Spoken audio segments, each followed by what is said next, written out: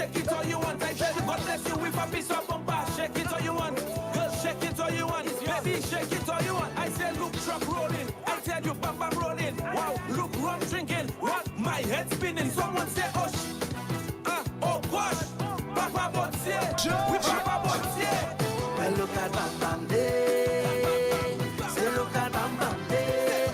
I'm on day, we only Bam Bam Day. The Ground Report with Andy Williams and Lennox Smith.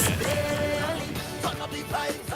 Come make me turn up the vibes again. Turn it up. Turn up. Build up the vibes. Me why you put every round up in the air and make it turn up. Jumping up like your mother. Represent your flag, yeah. We love our bacchanal. We don't want nobody to stop it. You come up by in the road. Carnival is fast, yeah. Have to come on something tonight. I said, look, your bam is yours. Girl, shake it all you want. Shake it all you want. Baby, shake it all you want. I tell you, God bless you with a piece of bumper. Shake it all you want. Girl, shake it all you want. Baby, shake it all you want. Say, look at Bam Bam Day. Say, look at Bam Bam Day. I'm on day, we only Bam Bam Day. I'm on the day of champion, yes. I'm on day, we only. Come let me turn up the.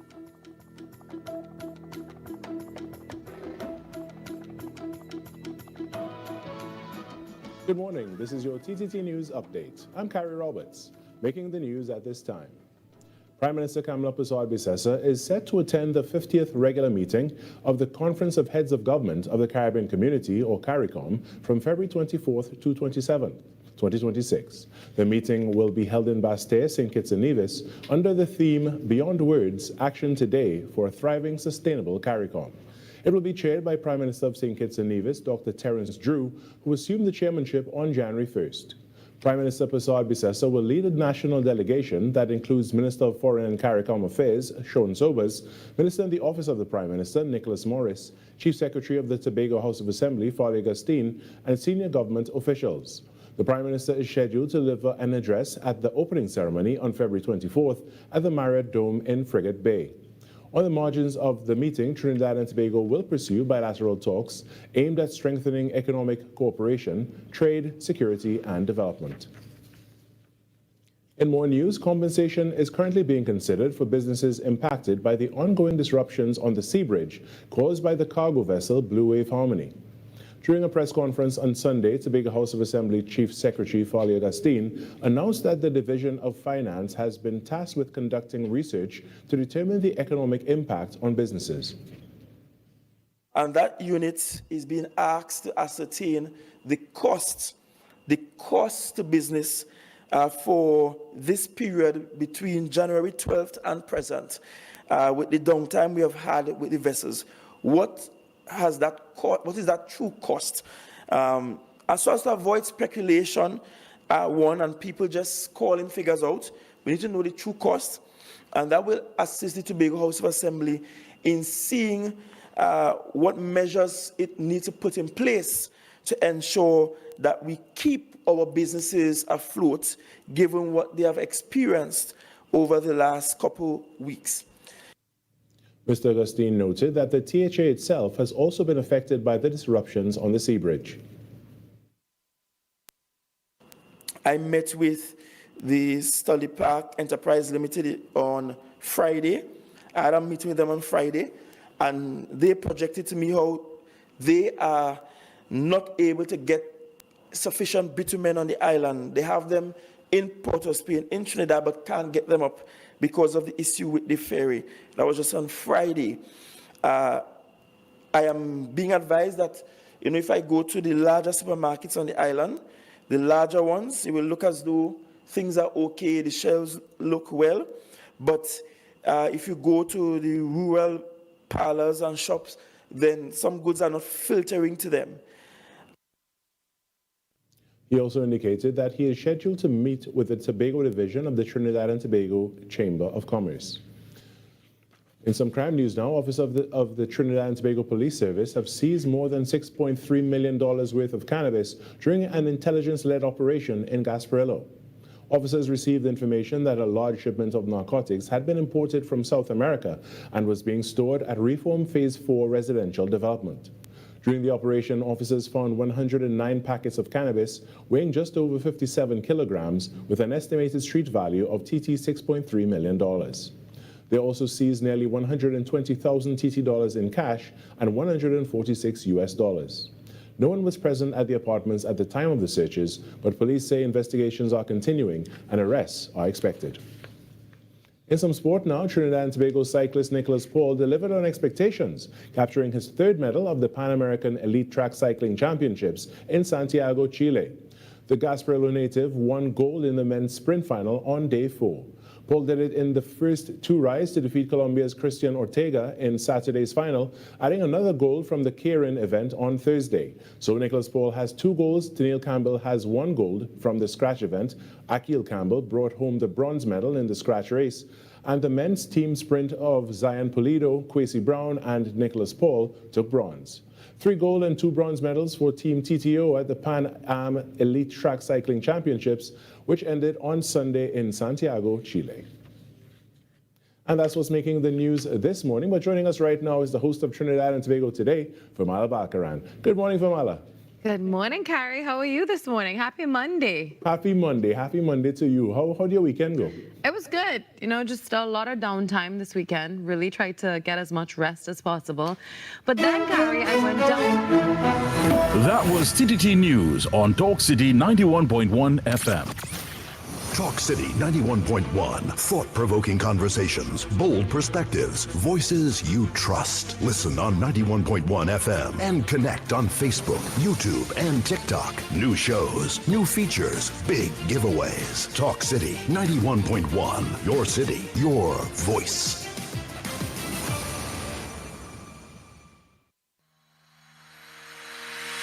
Every morning begins with a story. The headlines you need. The voices you trust. The conversations shaping our nation.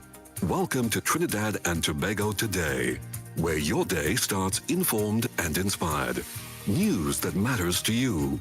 Conversations that spark new ideas. Stories that move Trinidad and Tobago forward. Tune in weekdays, Monday to Friday at 6 a.m. or join the conversation on any smart device at TNT Today Show. Trinidad and Tobago Today. Start here, exclusively on TTT. Your world moves fast, so do we. TTT News brings you the people, events, and issues that matter most. Stay informed, stay ahead. TTT News, every night at 7. TTT News, committed, accurate, relevant.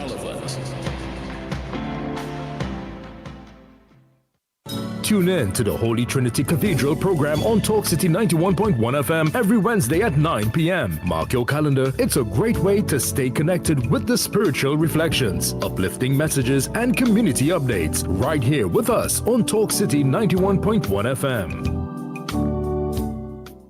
From the road to the radio. Talk City 91.1. This is Destra. Right now you're listening to Talk City 91.1. Keep it locked.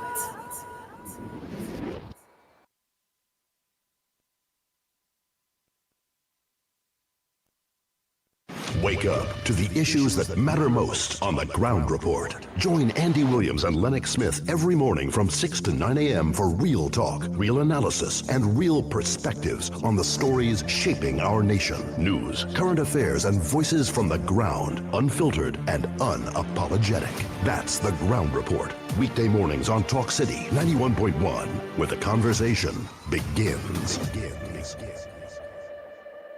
This is Destra. Right now you're listening to Talk City 91.1. Keep it locked.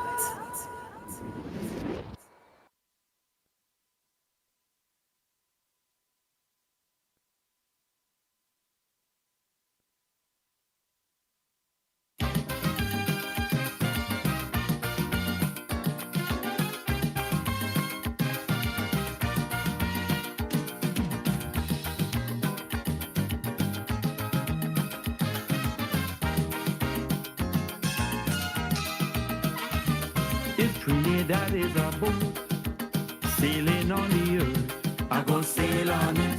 Oh Lord, I go sail on it. Whether it's fast or slow, Wheresoever it goes, I go in with it. Tell them I go in with it. I go sail when the tide is large. I go sail when the tide is near. If she going to hell and back, I go make the trip. I bound to make the trip. I sailing with the boat, sink or float. I sailing with the boat. I sailing with the boat, sink or float. I sailing with the boat. Through hurricane and storm, hell or high water come. And when she needs a push, I go into push like bush. If Trinidad is a boat, I go sail on it, sink or float.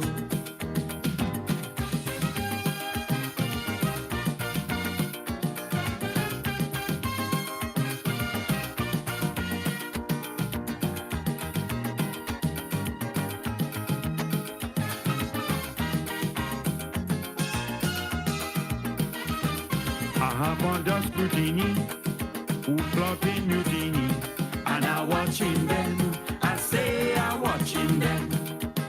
Who giving the captain lip, and all who abandon ship, and I'm marking them. I say I'm marking them. Stowaways, keeping free passage, castaways with excess baggage, crimson pirates moving into kill. But I sailing still, I say I sailing still. I sailing with the boat, sink or float. I sailing with the boat. I sailing with the boat, sink or float. I sailing with the boat. Through hurricane and storm, hell or high water come. And when she needs a push, I go into push like push. If Trinidad is a boat, I go sail on it, sink or float.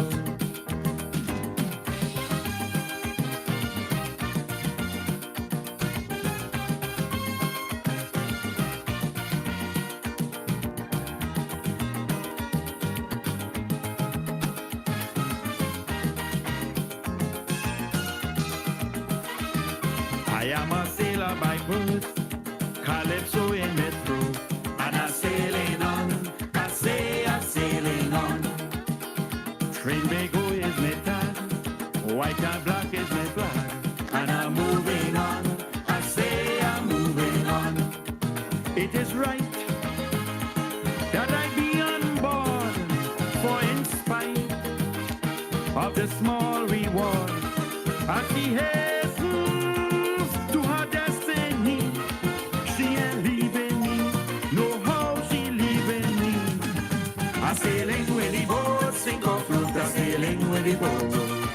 I'm sailing with the boat, sink or float. I'm sailing with the boat. Through hurricane and storm, hell or high water come. And when she needs a push, I go into push like bush. If Trinidad is a boat, I go sail on it, sink or float. Mornings just got louder, bolder, and more informed. From 6 to 9 a.m., it's the Ground Report with Andy Williams and Lennox Smith on Talk City 91.1. This is Destra, and right now you're listening to Talk City 91.1. Keep it locked. 6 a.m. to 9 a.m. Join Andy Williams and Lennox Smith, the Ground Report team, as they rip apart the lies, half-truth, and misinformation that the mainstream media never discuss. The Ground Report. Hard-hitting, informative, undiluted, uncompromising, and unfiltered. Monday to Friday. Get the raw facts before making any life-changing decisions. Only on The Ground Report.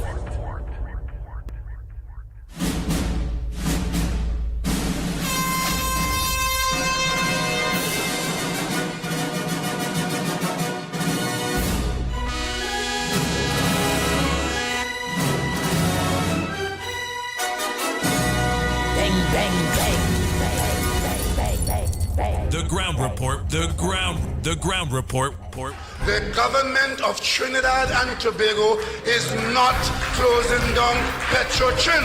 The ground report. The ground report. I would think that there's been very clear that all the employees of Petrotrin will exit the company. All.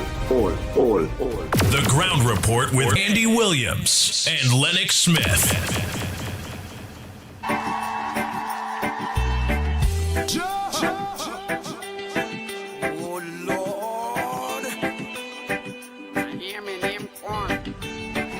Bang, bang, bang, bang, bang, bang, bang, bang, bang.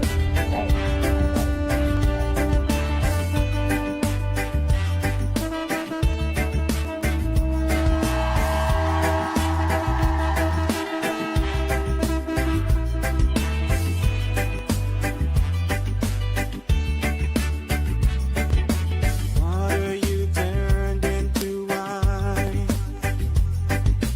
Open the eyes of the blind. There's no one like you. None like you. Into the darkness you shine. Out of the ashes we rise. There's no one like you. None like you. Our God is greater. Our God is stronger. God, you are higher than any other. Our God is healer. Awesome in power. Our God. Our God.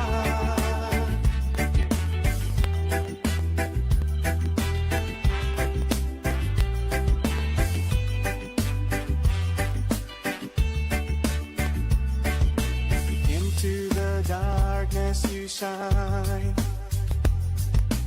Out of the ashes we rise. There's no one like you. None like you. Our God is greater. Our God is stronger. God, you are higher than any other. Our God is healer.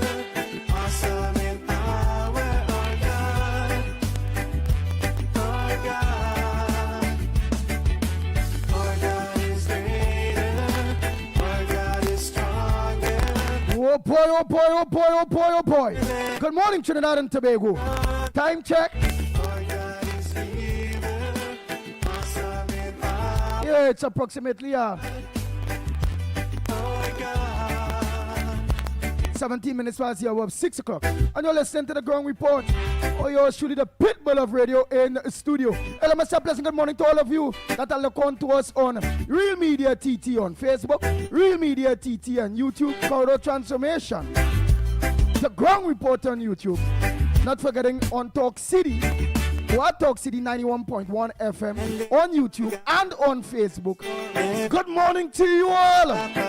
The social media bloggers, good morning to you. Not forgetting those of you that look on to us on Talk City 91.1 FM in your maxis, your taxis, your PH vehicles, your buses, your trucks. All you drivers, a pleasant good morning to you all. Welcome to this Monday edition of the Ground Report.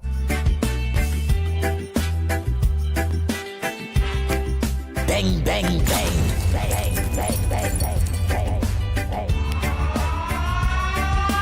Our God is greater.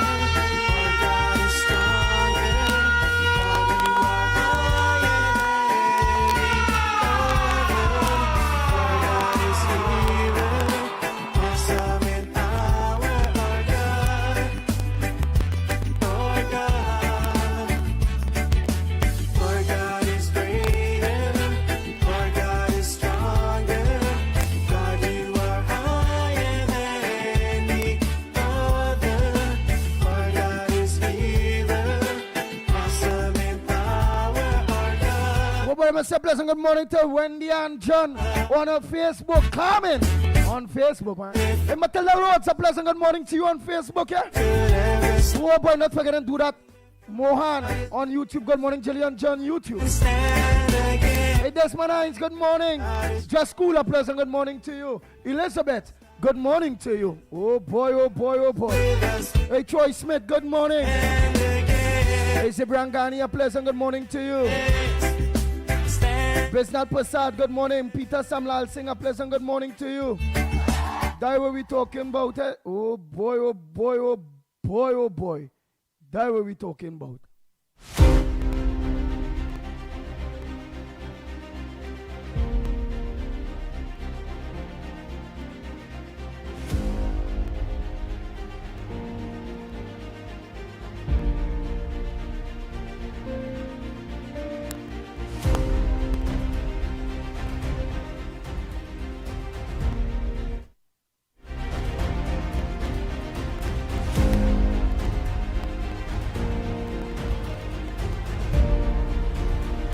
Hey, Frida, Mohammed, a pleasant good morning to you. Yolanda Cordner, good morning. Ishmael Khan, good morning. Jeff, good morning to you. Eriki Ramota, a pleasant good morning. Roma Price, good morning. Jamilia Khan, a pleasant good morning to you. Krishna, good morning. Hey, Ahmed Ford, a pleasant good morning to you. Monica, a pleasant good morning to you. Angela Lochan, good morning. Ramona Singh, a pleasant good morning to you.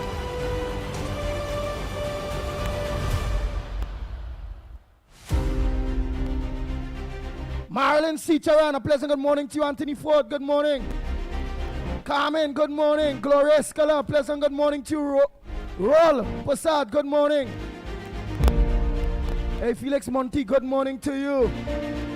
Farmer Kane Farmer, pleasant good morning to you.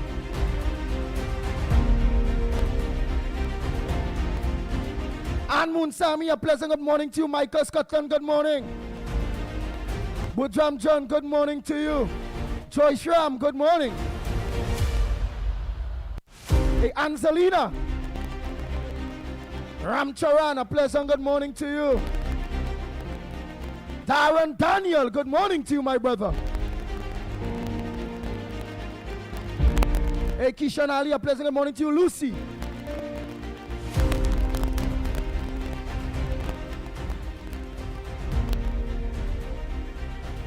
That's what we're talking about. Cindy Mohan, a pleasant good morning to you. As I run through this year, man. Joyce Singh, good morning. Radhika. Nigel Black, good morning. Mina Steiner, good morning. Deshaun, good morning to you. Primraj, good morning. Freddie Brown, good morning to you. Don Harilal, good morning. Hey, Leon Charles, good morning. Hey, Sir Rajani, good morning to you. Ryan Nick Chedi, good morning. Philip Fatboy, good morning. Dave Mirage, Princess Tong, good morning. Joyce Singh, a pleasant good morning to you. Hey, Brian Ramdio, good morning. Brian Wolf and all, good morning to you. Sheldon Roach. Roel Posad, good morning.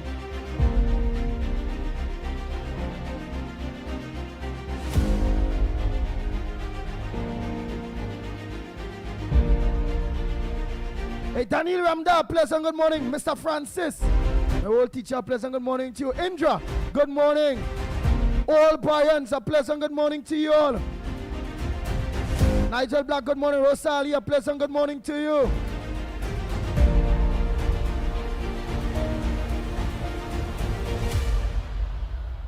Samantha, good morning. And let me say a pleasant good morning to those of you that are locked on Talk City. All the social media platforms on Talk City. Facebook, YouTube. Good morning to you, Talk City. Mubarak Mohammed, a pleasant good morning to you.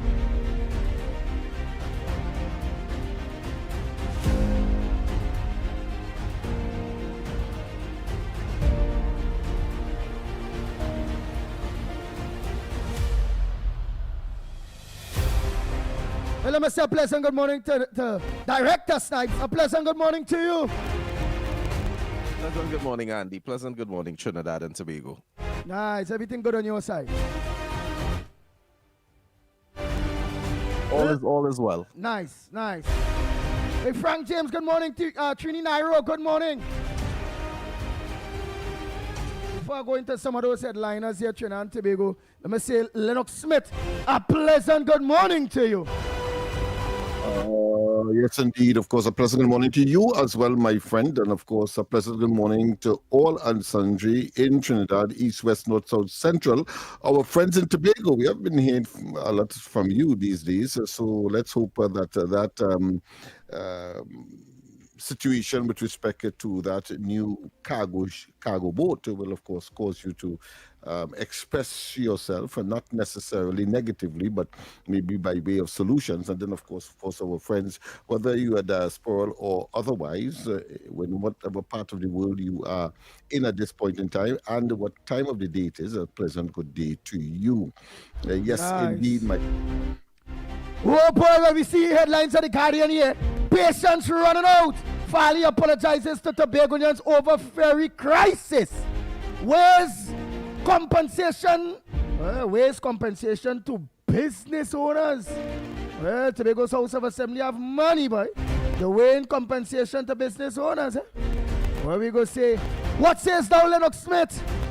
Well, yes, of course, and of course, the former Prime Minister, some say twice, some say once, whatever it is, but the fact is that he said that he is a sheep and goat farmer, and he has some poultry as well, and he is suffering as a consequence of the lack of feed for his stock or his stocks, and he too has been caught up, as indeed the businessmen and women in Tobago, concerning themselves, of course, with the lack of an efficacious or efficient transportation system to bring materials from Trinidad to Tobago and vice versa. Yeah, but what's the problem? What causing that? When the boat up running, it fixed back what? Why that delay in Tobago still? It appears there's a new development, a hydraulic system that may have failed or has been impaired. It may or may not have been in the area of speculation now, that may have been as a result of the accident in Tobago, but may not have been detected. I say I'm speculating. I have no specifics on that. But, you know, in these situations, just as a human being, you look for one thing, and then, of course, other things pop up. By supposedly fullness of time, and, of course, the authorities are now, of course, saying that there must be some adjustments, both in Trinidad and in Tobago, because Tobagonians are now saying through the THA, that they too must be part and parcel of the process of acquiring a boat for the Twin Island ferry and or cargo. So these developments will naturally be as a consequence when things are not going right. And of course, you have the opposition leader indicating that that problem is as a result of the government, and of course, and we were here at pains to tell the population that for months the decision to send back the Galicia, remember that the same cargo ship doing the same work, created a situation where there was in fact a lack of materials, or should I say, things that people would have been expected as normal, as one of the mills in Tobago could not have gotten there. And then, of course, that badge that they sourced, that too was a problem, in the sense that people's items were so exposed to sea blasts. Yeah, but the people don't want to know that, Lennox Smith. What the people want to know is what's going on now. They don't want to know what it is the PNM that do the pass back the Galicia. I have a duty to dispel any notion that, of course, the PNM seem to want to wash their hands from a similar scenario, and therefore, what I am saying, in fact, is that one was man-made and the other one was an accident. Oh, I think in both circumstances, you can see the differential. One was an accident that nobody catered for, but the other one, it was a deliberate plot by the Rowley administration then to, of course, dispense with the services of the Galicia without a replacement immediately. In this case, the Cabo Star was replaced by a boat. Unfortunately, it got into an accident and, of course, has triggered, nonetheless, the concern. Both concerns, I agree, must be the same. You cannot put any levels or differentials in levels in terms of concern, because, I mean, at the end of the day, the consumers and the people in Tobago want service, and they must get the service. But at the same time, those who would have been at one time responsible and those who are responsible now, we have a duty as the fourth pillar of democracy to let the people know what the realities would have been in both instances. Nice. And in this instance, Trinidad and Tobago, and that's what we was looking for, not with all that long explanation. Too much of something is good for nothing, which is simple. One was an accident. This blue wave was an accident. Yeah. That causing the little problems or hiccups now. Compared to the next one, which is the super fast Galaxia, was a deliberate, man-made accident by the former administration, the PNM.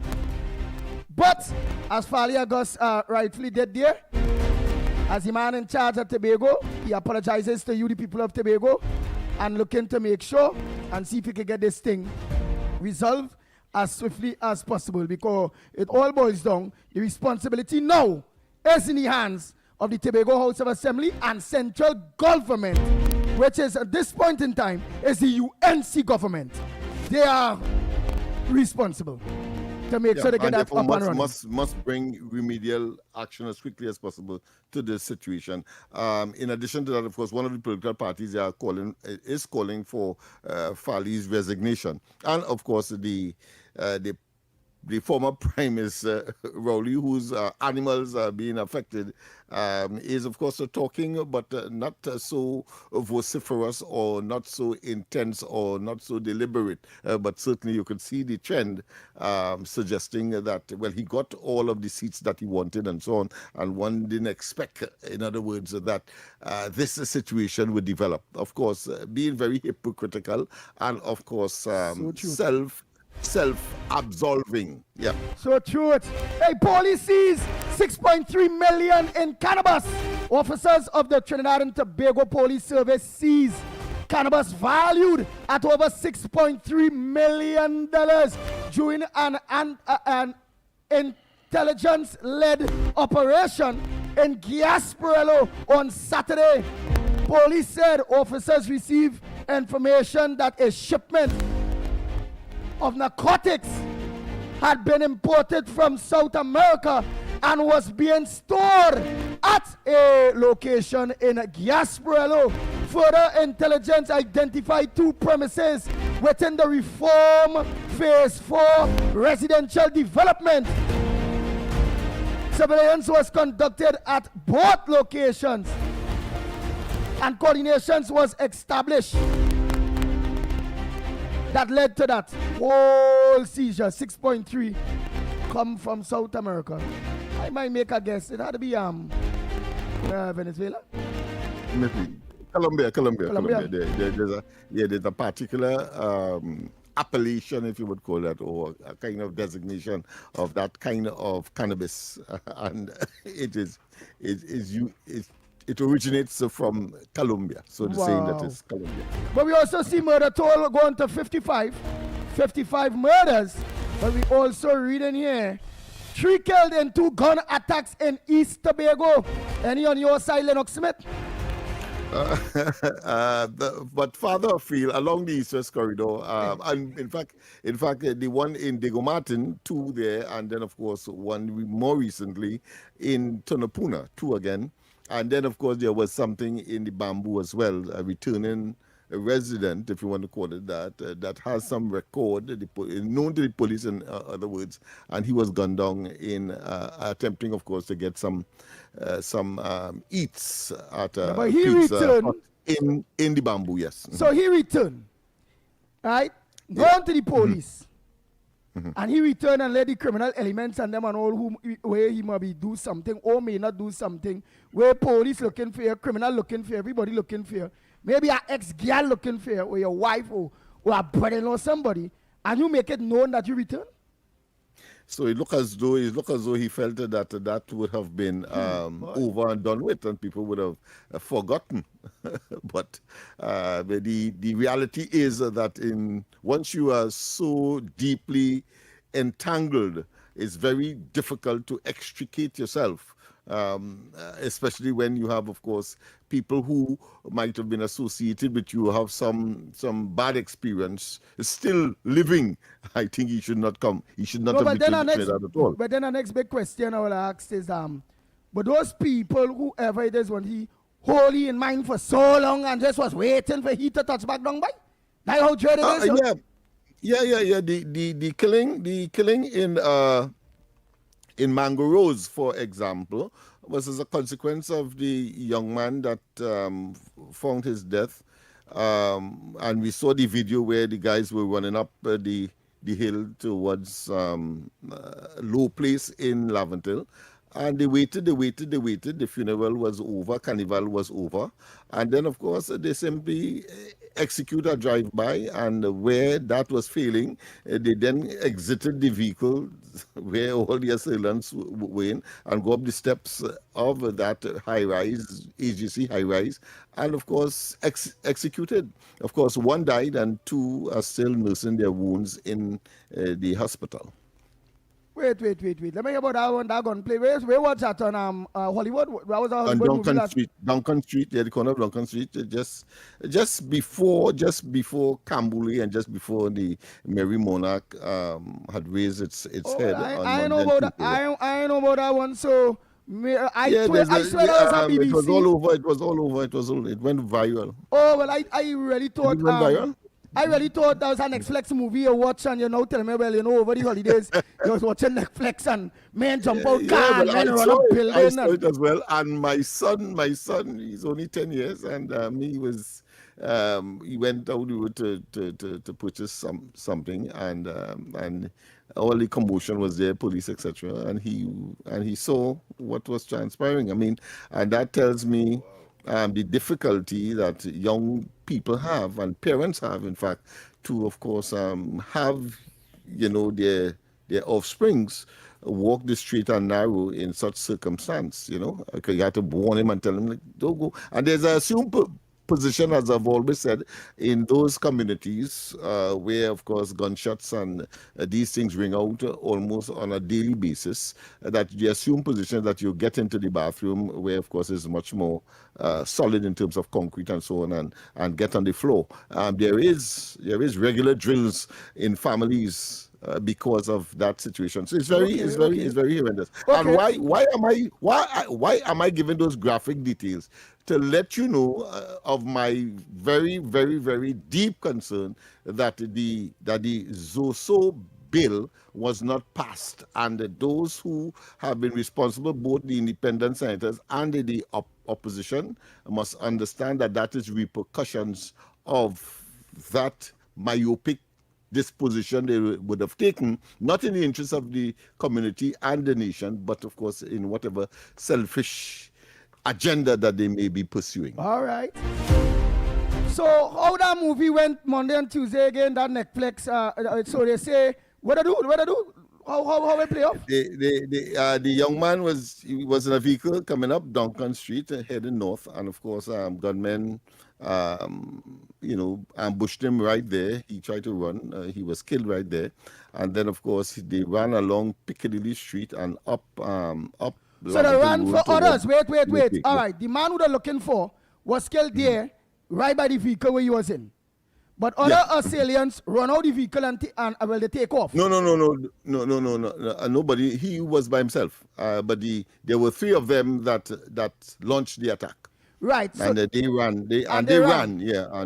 And to make their escape. Yes. Right. But then they say when they ran, the three of them, one of them got killed. No. I'm saying that the recent killing is a reprisal for that in Mango Rose. So there's two different instances. The one that triggered the Mango Rose incident was on Duncan Street before Carnival, and then, of course, the one in Mango Rose was after Carnival, when everybody took, and after the funeral, etc. And that occurred. It would have been 3 persons that would have been injured. 1 died, of course, and 2 are still nursing their injuries. Wow. As a reprisal, yes. Yeah. Mm-hmm. Okay, understood. Yeah. I want to tell you, I have had cause to write it to the authorities, indicating that this is just the beginning of such a thing, because you're going to have reprisals. Oh, so we'll have more reprisals on that. Yeah, one expects that, given the players involved. Oh boy. Well, boy, don't talk about them reprisals too much now, before they say you're informing. Remember them into Brighton. All right. Oh boy. Farley to join Kamala at CARICOM Heads meeting in St. Kitts. Oh boy, what says thou? Well, she had indicated before that she didn't indicate until now that she was going to St. Kitts, but one would have expected it, having regard to the fact that the new chairman of who happens to be the Prime Minister of St. Kitts, Nevis, came here to, of course, woo her clearly. So she is going formally, and of course, Farley is expected. I think it's from the 24th, so that will be today, not tomorrow. From tomorrow to the 27th.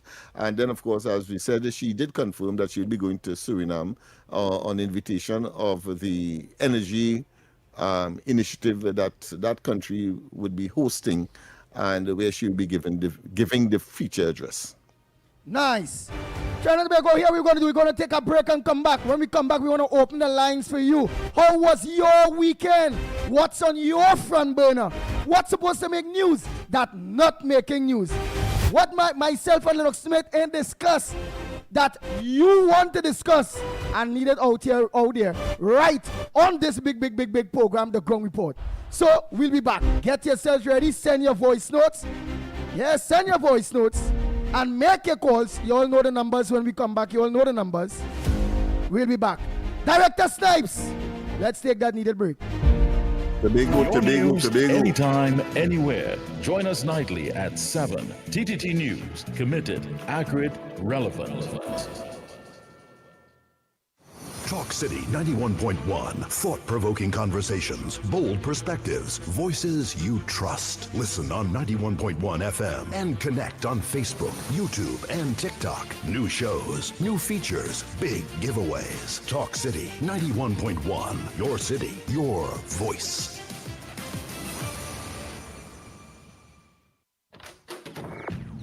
What is all this old noise? Wait, Mom streaming movies, Danny playing games, and Jenna blasting music all at the same time? Yeah, remember we upgraded to Digicel plus 500 megabits per second plan. $500 to upload just as fast as download. So everybody could do their thing, same time, no lag. Well, I'm not fighting for Wi-Fi again. Pull up HBO for me there. Switch to Digicel Plus. Fast, reliable, 100% fiber home internet. Perfect for families with plenty devices, streaming, gaming, working, and more. Visit DigicelTT.com or any Digicel store today. Digicel Plus, better connected.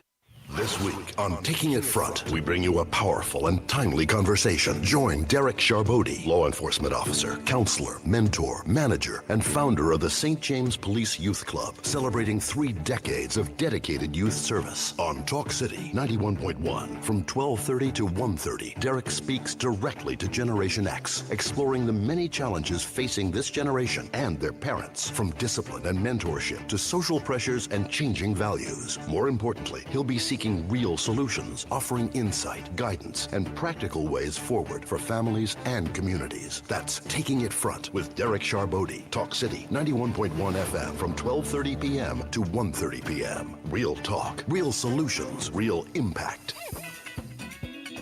This one, man, you know. Wake up to the issues that matter most on the Ground Report. Join Andy Williams and Lennox Smith every morning from 6 to 9 a.m. for real talk, real analysis, and real perspectives on the stories shaping our nation. News, current affairs, and voices from the ground, unfiltered and unapologetic. That's the Ground Report. Weekday mornings on Talk City 91.1, where the conversation begins. Tune in to the Holy Trinity Cathedral program on Talk City 91.1 FM every Wednesday at 9 p.m. Mark your calendar. It's a great way to stay connected with the spiritual reflections, uplifting messages, and community updates right here with us on Talk City 91.1 FM. This is Destra. And right now you're listening to Talk City 91.1. Keep it locked. The Ground Report with Andy Williams and Lennox Smith. Nice, we are back. Time check. Yeah, it's 16 minutes to the hour of 7 o'clock or 7 o'clock. And you're listening to the Ground Report. Yours truly, the pitbull of radio, which is myself. I'm a real dog. And that is easy, Oli. That is easy. When I bad, I dreaded than that. The big word man, Lennox Smith. Man, well, I will help you all understand some of the words that he's saying there. Sometimes, just look to see if I've seen any blood in his mouth. With all those big words here, the teeth might bite tongue. And Director Snipes, well, I'll make sure he ain't cut off all here too quick sometimes, He tell all here it's only 2 minutes, no more than a minute and a half, or a voice note or whatever.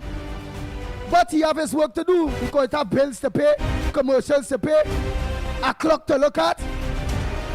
Whereas he can be fired, It is what it is. So nobody can get vexed at nobody.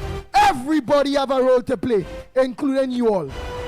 So what's on your old front burner this morning? What's supposed to make news that not making news? What you all want to discuss? Don't forget to let us know where you're calling from when you do call in. Yes, Lennox Smith, while we await the thousands of people that look onto the number one program, the Ground Report. We have a call. We have a call on this side. Go ahead, caller. Go on. Oh, sorry about that. We take it next time. Take it next time. There ain't nothing. Take it next time. We have lost him or her. All right. Let's get what I consider to be, the right gender. All right. Yeah, Andy. But I see the opposition making heavy. 1 minute too. Morning. Oh, caller. we have a call. Right. Good. Pleasant morning to the Ground Report. Pleasant good morning to you, Demorous. Good morning, sir. Better known as Tabakit. Well, I know you're hot in there. Well, before I come with anything, let me say morning to Lennox and Snipes. Now, before I come with anything, something that I wish to throw out on the public domain. I'll tell you why, Andy. And I think you would agree with me. I heard it for myself. And this attack on Mikey K, where PNM marabuntas and aided and abetting by some of these vexed UNC supporters that taking this man's name and stripping it. I heard it that they're calling Michael Kerr name. And I am pleading with the African community, it is time to stop it. Andy, I'll tell you why. Where Mikey K sit today is real deserving of him. That brother reached there because of his brain space. And I am saying the attack on Mikey K is unwarranted. And I am asking the African community why. Why you all is attacking a brilliant black man? Because he's African and he's with this UNC government? Because of his position as chairman in TTT? Andy, I am saying no to it. It must not continue. And Miss Santa Cruz said something last week on the program. She is correct. The UNC activists, some of them, is giving the PNM ammunition. And she is correct. And I asking myself, but wait now, why they attacking this brother? Why so strongly? And the persons who is doing it, they know themselves, Andy. And I am calling on the African community. The attack that you all is launching On Michael Kerr, I am saying it's time to stop it. Why we doing this as black people? Why we would attack a brother? Andy, you know why they can't attack you? Because they know you're going to come for them, you know. Andy, nobody is coming after you, Andy. Because they know the pit bull when he roars. And I am saying to the African community, stop it. That brother, Michael Kerr, is deserving of his position. Andy, I go come back in, but I had to say so to tell the African people, leave the brother alone. He got there because of his brain space. Tabak it out and out. Oh boy. But I don't have an idea what he's talking about because... Neither me, because I have not seen it. And in fact, last week I said that, I found it strange, passing strange, that we were not attacked. I mean, all the progenitors or the founders of the Ground Report. And of course, I did prefer a rationale for it in that as the caller rightly said, that angels fear... I mean, some people, try to get into spaces where angels fear. And so I'm a bit surprised as to that particular statement there with respect, of course, to our colleague. I still consider him to be our colleague. And the question of him deserving or not deserving, I think, is something that we... There is a consensus, and I think I shouldn't say consensus because it sounds majority, but certainly it was unanimous that when they were saying that, of course, all the work that we would have put in, that the UNC would not have, of course, considered. Now that he's there, I find it very strange that they would now come and try to, of course, undermine, based on what I've just heard. As I said, I have not had any independent observation with respect, of course, to the verification or the veracity of what the caller just said. But I see him as a honorable person, talking about the caller, Mr. Tabakit, and therefore I don't think he will want to mislead anybody in any deliberate way. But the fact is that I have not seen it. Have you? No. Right. I think, right? I believe they don't want to dance. That could only be as a result of the Calypso issue. I'm sure it's that. Yeah, so what are going to say? He has nothing to do with that. So what are going to say? Mikey K caused a glitch? Man, Nicholas Morris done organize and clearly on that. Yes, of course. What I can say about Mikey K of the government. What I can say about what I can say about Mikey K, my colleague, is that facts. Since he been chairman of TTT, Talk City, well, technically control of the government state media, they all sounds different. They all, it have relevance now. TTT name, Talk City name, many of them wasn't calling up so much. So that alone supposed to say that he going out there was to give back these stations and them their relevance. And now they are, because everything now is TTT, or as they say, Mikey K. So it means here nobody will pelt a tree that is not bearing. So it means that he's doing a great job. Keep up the good work, Mr. Chairman. Yes, man. Yes, man. Yes, that is endorsed there. And of course, last week I think we had calls. But hold on 1 minute again. Go ahead. Go ahead. Let's make sure we get the callers in. Good morning. Yes, God bless all you. God bless all the station. I want to say something this morning. Last night, I listened to a program. The program, Mr. Slimy called out the man they call KFC. He called out workers like the man named Jeffrey or what. They had a program. I listened. This Jeffrey man called out KFC. KFC called the program and start to talk. The UNC bad start to talk that how Mikey is a Nimakaram and Munsami Miss Santa Cruz is on the Macaram and start to talk the UNC man, this man they call KFC, the man with a bag. And start to talk, this workers' right man, start to talk, the man they call Slimy, tell him call out, he call out KFC now. And KFC start to talk, UNC man and the workers' man talk this week on. Call out the Pitbull name, call out Heavy, call out Mikey name. He then call out Mr. X name, he call out the other man name, call out a good few of them, UNC name, and say they're working for $8,000 a month. That is no part of his business. So you know what they want? And the one they call Kezel from Grandy. And the next one, I forget the name. Yeah, the one who pulled the coffin. All of them, they make one thing.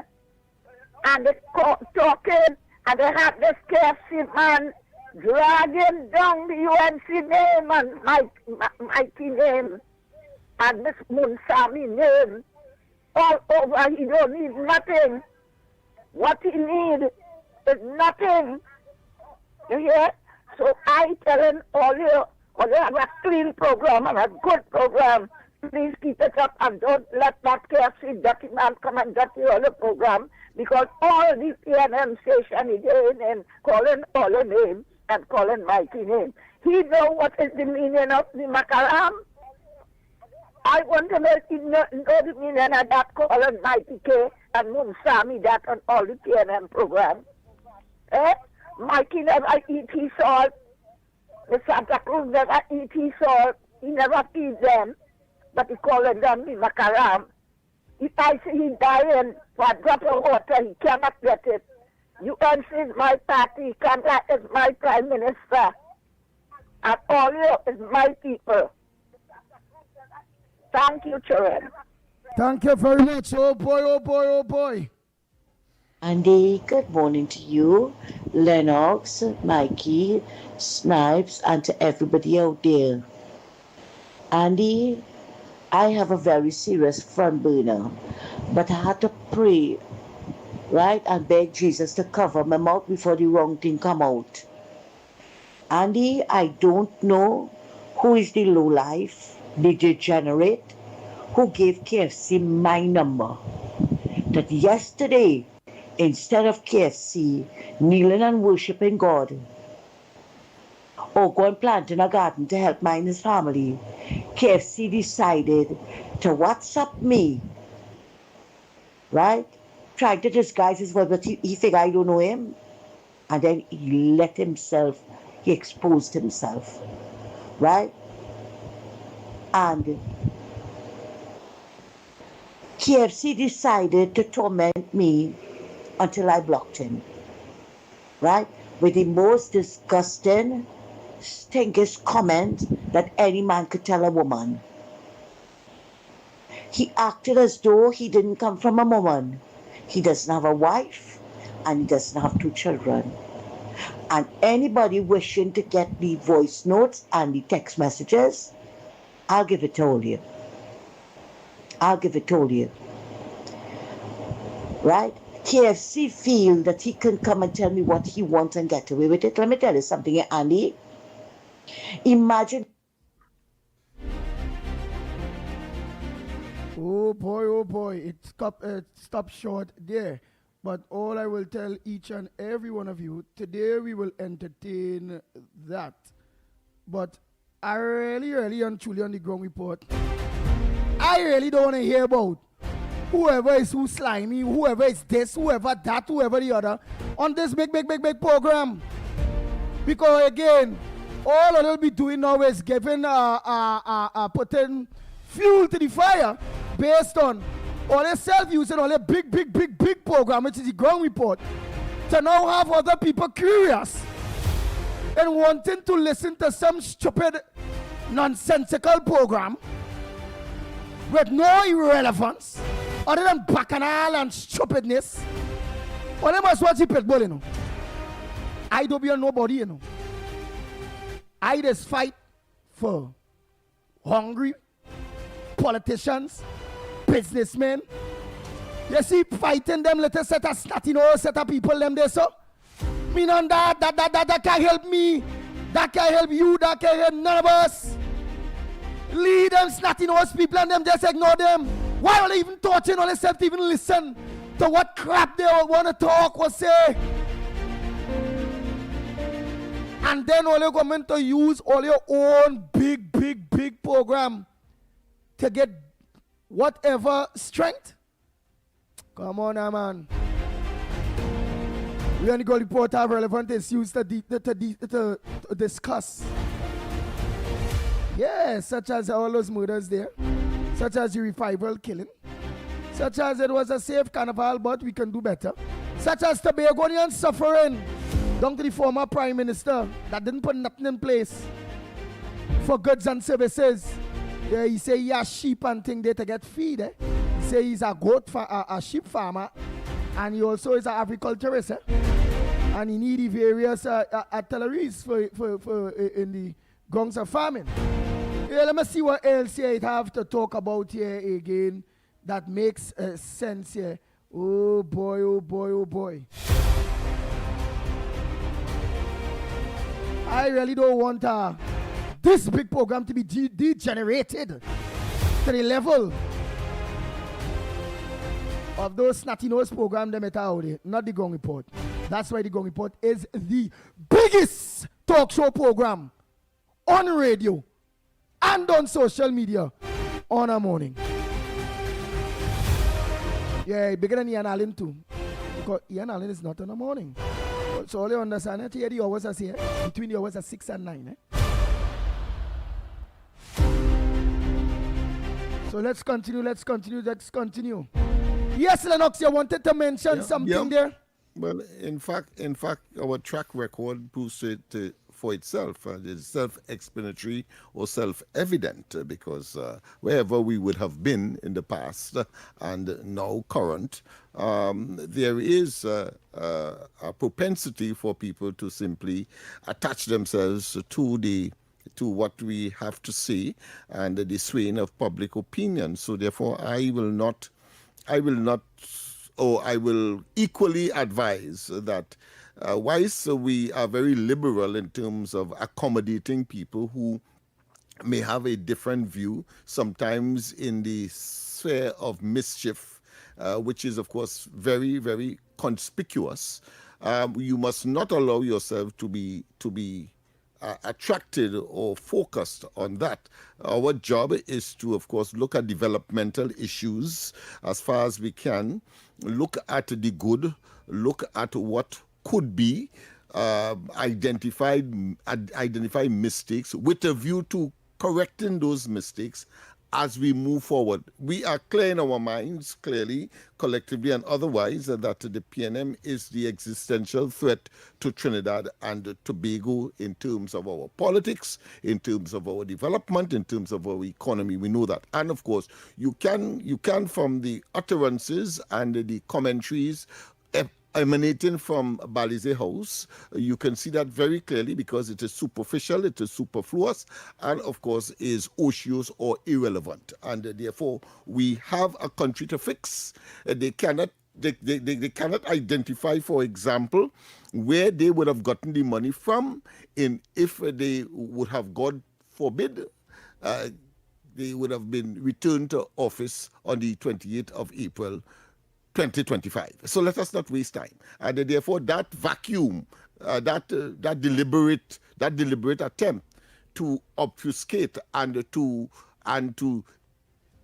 deceive the population, to hoodwink the population, clearly cannot find itself in the discussions that we would have on a daily basis. Of I Candy Juve, Kavir Narayan Singh expressed gratitude for the return of the stage component, saying it added to the overall experience and helped elevate celebrations for masqueraders and patrons alike. After 8 whole years, we were able to acquire a stage thanks to the Chaguanas Carnival Committee in putting that together and just ensuring that all masqueraders and all bands had that stage, literally had that stage to jump on.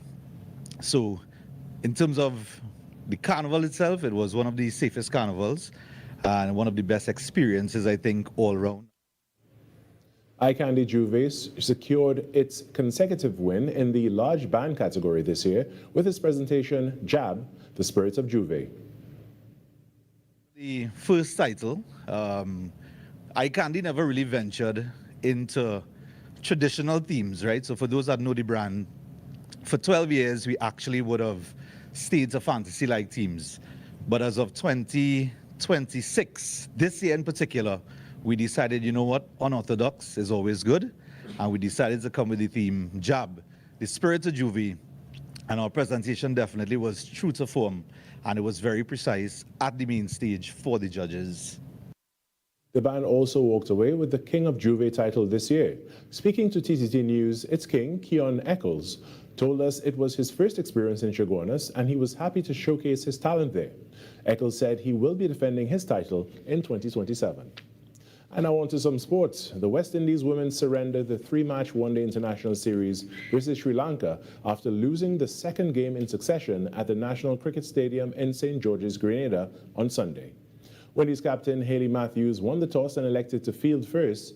Sri Lanka then went on to score 208 all-out in 47.1 overs, with spinner Karishma Ramarak being the pick of the bowlers, taking 3 wickets at the cost of 26 runs in 9.1 overs. Vishmi Gunaratne top-scored for the visitors with 58. Despite losing wickets at crucial stages, the home team was in the hunt, but top scorer Janila Glasgow with 50 was left with too much to do with the help of tailenders Afi Fletcher and Ramarak. Fletcher fell for 20 in the 47th over, while Glasgow was last out in the 48th. Ramarak was not out on 1 as the Windies women could only manage 194, a loss by 14 runs to give Sri Lanka women an unassailable 2-0 series lead. The final ODI is on Wednesday at the same venue. And that was your TTT News update. I'm Carrie Roberts. After the break, we return to Trinidad and Tobago today. That was TTT News on Talk City 91.1 FM. Any views or opinions expressed on the Ground Report are solely those of the hosts and callers and do not represent the views, policies, or official position of Talk City 91.1, its management, or affiliates.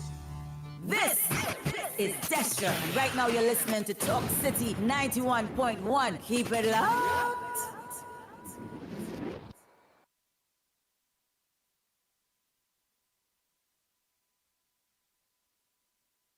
This is Destra. Right now you're listening to Talk City 91.1. Keep it locked.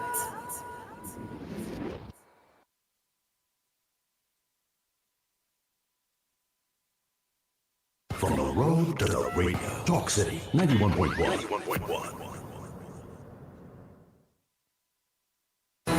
Your stories, your communities, your country. TTT News is everywhere, on the ground, across Trinidad and Tobago, and on every smart device. When it matters, we're there, reporting the news as it happens. Because your world can't wait. Your world moves fast, so do we. TTT News brings you the people, events, and issues that matter most. Stay informed, stay ahead. TTT News, every night at 7. TTT News, committed, accurate, relevant.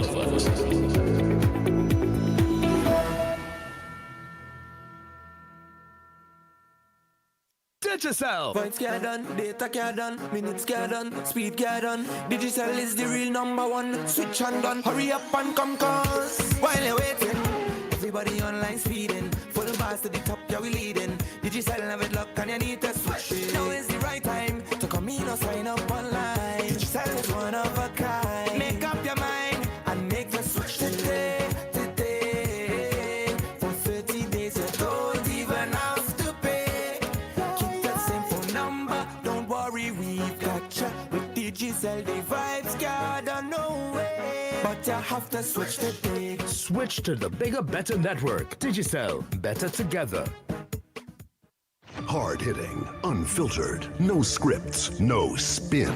This is Off the Record. Off the Record. With Stefan and Mr. X, where critical thinking meets real talk in real time. The conversations others avoid, we take them head on. Interactive, informative, entertaining, AI-assisted, and driven by your voice. Politics, society, culture, and the issues shaping now. No rehearsals, no apologies, just facts, fire, and fearless discussion. Off the Record. Weekdays 9 a.m. to 12 noon on Talk City 91.1 FM. Off the Record. This is Destra, and right now you're listening to Talk City 91.1. Keep it locked.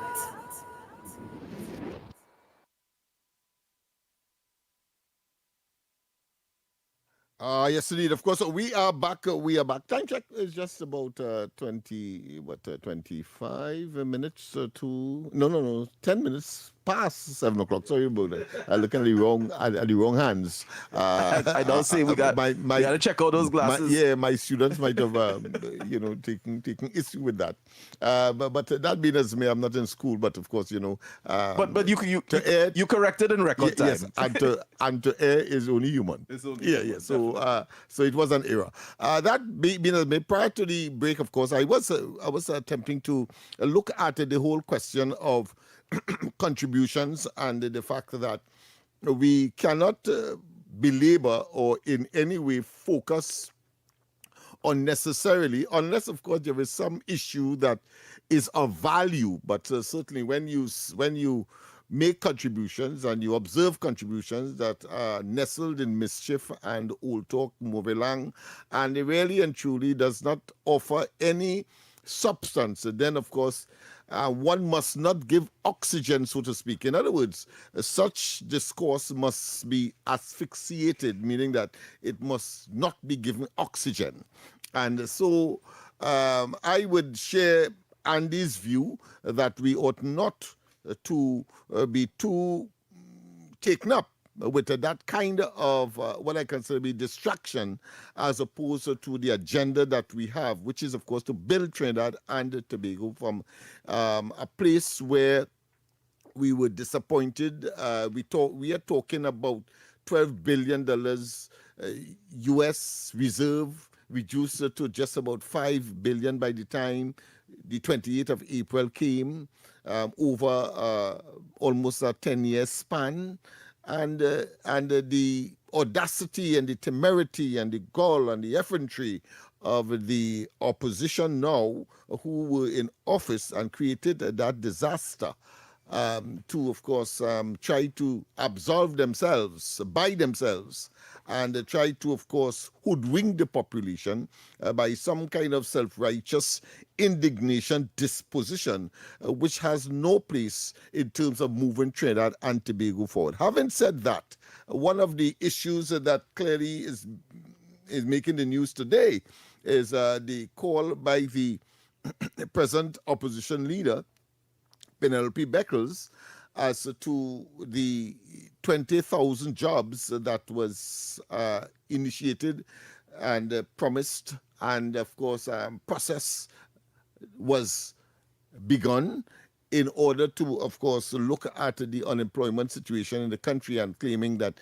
only 1,000 thereabout would have been employed. As far as I'm concerned, 1,000 means that it is 1,000 less that the government has to deal with. So let me put it in that perspective. But at the same time, clearly, no reference would have been made as to the rollout and the fluctuation of time. Time is of essence. You cannot say you want 20,000 jobs to be filled today and expect it to be filled today because you have over 100,000 persons applying for those jobs. No, there are a number of factors, and I would have been at pains to tell my own people in our own database, for example, where we would have registered over 1,000 persons. I think Alexander came to open that, what I consider the employment center, but it's really a resource center where we look at capacity building across education, skills, technological and otherwise, and use the technology in order, of course, to try to abreast people into making sure that they are fit for purpose as far as the job market is concerned. All of that are taking place. But that will take time. And if I am doing that right there in East Port of Spain, the government has the awesome national responsibility to spearhead that initiative, having regard to what was inherited, having regard to our culture, having regard in the way that our economy has been shaped over the years, and it will take some time. And to say within 9 months, 10 months, 12 months, that all of that could be remedied and the adjustments could be made, I think it is not just disingenuous, I think it's dishonest for anybody at all, whether it's the opposition or otherwise, to think that that is an overnight panacea that could take place in the way that the opposition is attempting glibly to, of course, express. I have a serious problem with that kind of Penny itself. Non-pragmatic. Yeah, Penny herself. Non-pragmatic and irrational and clearly asinine disposition. It is simply it cannot happen. So the 20,000 jobs that she was referring to, people should be employed already. You know, I mean, it's not practical, and the PNM knows that. Their track record is one where they displace people. Petrotrin is the glaring example, and have not replaced those jobs with anything except, of course, to leave people at their own whim and fancy, and the escalation of crime and criminality and all kinds of other social issues, including the fragmenting of families would have been as a consequence. So they have no moral authority, in other words, to talk. Just sit back and watch as how things should be managed and how we will move forward. What about people who say at the end of the day they are the opposition and they have all the right to talk as opposition? Whether you say they have no... And that is the point I am making, that people must see them for who they are. They are opposition and they're just talking and making mischief. That's the point I am making here by being so meticulous in terms of my analysis as to the position and the inability of the opposition to be a viable alternative to the present administration and the party that is in government. Nice. Yeah. So that's why Trinidad and Tobago penny bashes coming out over government's failed recruitment drive. They say there's deception. Imagine that. But we also see the Chinese celebrate 1 year. Well, New Year, in fact. The New Year. Wow. The Chinese celebrate New Year. Community wants greater national recognition. So the Chinese want greater recognition. What they want? Like we know it are the African arrival day, the Indian arrival day. What they want? The Chinese arrival day. Yeah, no, everybody. But that makes sure put things in place in the Douglas arrival day. Isaac Douglas, that'll give me something too, you know. Everybody can get something. All we Douglas out there get something too. What say about that, Lennox Smith? Well, yes, and they already have Chinatown as a permanent fixture. Charlotte Street has been converted to Chinatown. There is, of course, a symbol of the Chinese both at the egression and ingression points, lower and upper Charlotte Streets. And, of course, they have dominated that street in terms of business and commercial activities. So I think that has been. And so find that enough. The last administration gave them a one and done day in recognition of their presence here over time. Right. Yeah. So you're saying that enough for the Chinese? They don't enough for the because then the Syrians and the Lebanese go out there too. Of course, and then of course Trinidad and Tobago already have the record for having the most holidays in 1 year. Well, right. Yeah. Caller, pleasant good morning to you. Caller, where calling from, and what's your contribution on the ground report this morning? Good morning, gentlemen. Good morning, Andy, Lennox Smith, and good morning, Director, and to the Chairman, Mighty K. I think we should put honorable to his name. Good morning to you, Mighty K. And let me tell some of them. Who is it? They Anderson Wilson? Yes, call him from the beatum. And let me tell some of them, PNM who listening, good morning to as well. Like the Sharon Felix and Judah Davy. I was saying, Andy, that 10 years, that a fat, sweaty one we used to be by Iowa George, we used to make the couch by Iowa George smell dirty. Because he used to sleep on the couch when they deport him. Let's call him a pastor, let's call him Google. I don't know where you went to study to be a pastor. Right? We don't have all it to study. We are saying go strong, Mighty K. But I said in the 10 years, and that one they call Aruka and one they call Judah Davy, who used to say, don't eat the doubles. Even though I just get sick when I started eating the doubles and licking the paper. I'm asking Trinidad and Tobago, all ever see anybody licking a shark, a bacon shark paper? All ever see anybody eating a bacon shark and licking the paper? No, there's no sweet sauce in that. Yeah, and the garlic sauce, they make any days on water, too bad. So international breakfast in the Caribbean, especially in Trinidad and Tobago, especially on a weekend, which children have scheduled out, is our doubles. So we're moving on. You know much youth in Laventille right now, Andy, who didn't get no job, who didn't get no employment, below the PNM, is proud to be working on that highway division through the initiative of Gillingham. You know much youth are happy to be working who have never had a job in 10 years and more, never below the PNM, who have suffered below the PNM for 65 years and counting, tradition after tradition, generation after generation, and they are proud to be working with Kadisha Amin and her ministry. We are telling the Honorable Prime Minister that initiative which the government took to hire these youths, to remove them from CPEP and the forestries, and let me tell you something, the URP. Now, when they say 1 million people lost their jobs, or 20,000 people lost jobs, or 40,000 people lost jobs, all you don't forget, because we find used to beat us bad if you don't know your mathematics, and you can't spell. Yeah, it's a galaxy in our house. That is a bit bad for that. And then you always have homework. Every day is homework. So we are including the course too. So no more longer this warrior princess with she cocky eye. Yeah, the cocky eye one who plays, she singing this 2 verse thing. Yeah, the cocky eye, hard face warrior. Yeah, you warrior princess with your hard face. No longer you could go on the promenade in Port of Spain. And when I bumped up my neighbor last year, and I said, what are you doing here, boy? He said, I'm going in the bank, why they get warrior princess 600.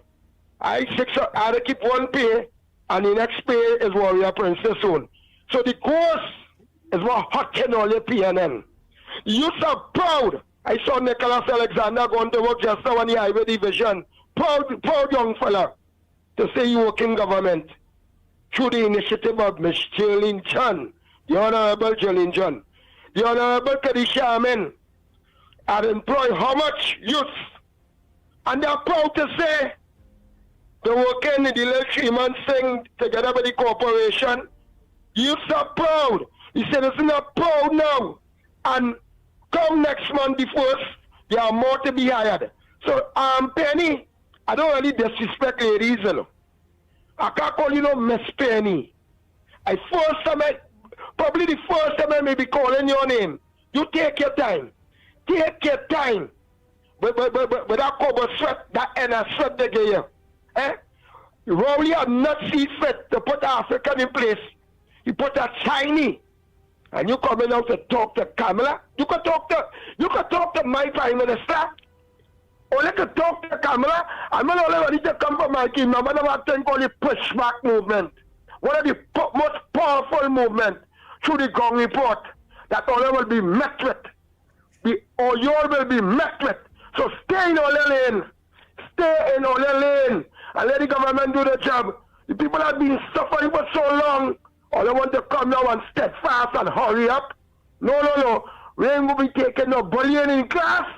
We will be taking up bully a long time like what Chong used to do in school. And we ain't going to take it now. Not from all the PNM. All the take all the time. And I support that initiative. But I see how much you's going out to work. That no ghost now. You cocky eye warrior princess with your cocky eye. I'm not there against cocky eye people, but they are citizens. But you with your wacko hair, with your jog hair. Thank you. You take your time and let the UNC do the work. I will say so far, so good. And you're not gonna listening. Thank you very much. Any views or opinions expressed on the Ground Report are solely those of the hosts and callers and do not represent the views, policies, or official position of Talk City 91.1, its management, or affiliates.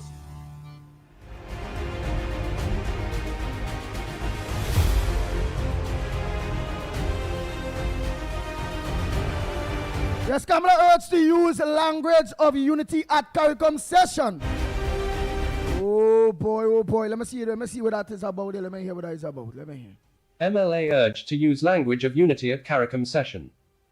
N. Ference in St. Kitts tomorrow as a regional stateswoman, not as a combatant, and use the language of unity, says former Foreign Affairs Minister Surutratan Rambakan.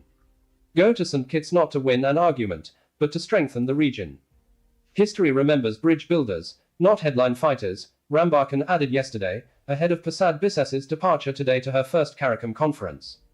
The PM, who entered office in April 2025, did not attend CARICOM's July 2025 conference. Government's team leaving at noon includes Foreign and CARICOM Affairs Minister Sean Sobers, Nicholas Morris, Foreign and CARICOM Affairs Ministry Parliamentary Secretary and Minister in the Office of the Prime Minister, and CARICOM Ambassador Ralph Mirage. Prasad Bisesa will deliver remarks at the conference's opening ceremony tomorrow at the Marriott in Frigate Bay. Mirage didn't comment on TNT's plans, nor did Sobers reply to queries on the delegation's thrust, especially considering Prasad Bises's sharp remarks regarding CARICOM following recent US-Venezuela issues in the region. Prasad Bisesa didn't reply to emailed queries on what her opening remarks to CARICOM may involve, or if she would have talks with US Secretary of State Marco Rubio, tipped to visit St. Kitts during the conference, on anything, including furthering TNT, regional security, or what message Rubio may bring leaders if he attends the meeting. Rambakan, who was minister from 2010-12 in Prasad Bises's previous government, said, the PM should balance diplomacy, regional leadership, and national interest. Since this involves sensitive regional politics within the Caribbean community, the tone must be statesmanlike, not defensive. She should remind that CARICOM is built on consensus, quiet diplomacy and mutual respect. Rambakan said he expected the PM to utilize the language of unity in her address, reaffirm TNT's role as an anchor economy and to use private bilateral meetings strategically, as CARICOM culture values behind-the-scenes resolution over public confrontation. Suraj Rambachan, Maraj, but Kamala Prasad Bisesa is a diplomat. Kamala Prasad Bisesa don't use. I don't understand. I'm trying to understand who in her ex-government or who advising her how to proper diplomacy and unity language, and want to know in advance what type of what would be her speech. Listen, I understand. Listen, the Prime Minister has evolved, and I'm using the word very, very, very specifically, evolved into a superb and superlative stateswoman. And I want to use the gender because among men and her peers and women and indeed the general population. And she has demonstrated that in just about 9 months, how she dealt with the Americans and CARICOM and all of the other stakeholders in close proximity and outside regionally and hemispherically, and a part of the network of geopolitics. And therefore, nobody has to tell. Take, for instance, you will see something in today's papers as well that looked at the whole question of Cuba and the Americans, of course, approach. And listen to what her response was. why it is that you are concerned about the Americans' attitude to Cuba. And I'm paraphrasing here, because if you are living in Cuba, you will understand why there is a need for transformation and reform. I'm paraphrasing. And I agree. Because if you go to Cuba today as a resident, just as how the same people who were talking about this zone of peace and, of course, sovereignty, the sovereignty of Venezuela, if they were living in Venezuela, they would have had a different approach to that, what I consider to be abstract position. That is mere being a good friend, as opposed to the reality and the pragmatic realities of the people. And if things can be better, then one expects that those who are external and who are not affected directly must be in concert, must understand that, and therefore do what is required in order to free the people of Venezuela, and of course in the other case in Cuba as well, because people are really catching their tails in Cuba across the board, and therefore when she makes these pragmatic statements, people feel offended. But it is more, to me, ingratiating is more sympathy without the responsibility of understanding the realities of the people in these territories, and therefore there is something more that can be done. And if something more can be done and is being done, then that is the direction in which you should be going. I simply say that to say that that is my interpretation of how the Prime Minister of Trinidad and Tobago is looking at the realities and the contemporary situations in the region, and of course in these specific countries. Nice. So in other words, Trinidad and Tobago, for those who may not be understand what and why is the people concerned about the Cuba issue is no different to what going on in Venezuela, right? America again, that we have no power over to tell ER or boo, right? I know we have to go for the break there now, right? We have no power to ER or boo America. Decide to have a blockade of Cuba when it comes to the gas and all them things there. So Cuba technically is being put in a coma by America. And anybody assists them with anything, like gas or anything, they will get heavy tariffs. The last person that I see thing like Abajan, but I ain't seen nothing reach yet, was Russia. Russia said that they will get them fuel for humanitarian purposes, but that fuel ain't reach yet. And again, just like how we had no say with Venezuela, the godly lady is smart enough to be a good enough diplomat to make good of whatever is the circumstances that surrounds all of us as CARICOM nations, for the betterment of the people of Trinidad and Tobago. At least we see Trinidad and Tobago Prime Minister Kamala Persad make use of whatever complicated situation that she have no control over. I feel the rest of CARICOM only follow suit now, boy. Unless, all right, here it is. Go on and invade America. Go on and invade them. Go on and invade them and tell them, hey, leave Cuba alone. If they can't do that, just shut up, because we can't do nothing about it. And Venezuela is benefiting today from that. More people are traveling back to Venezuela. The economy has been opened up.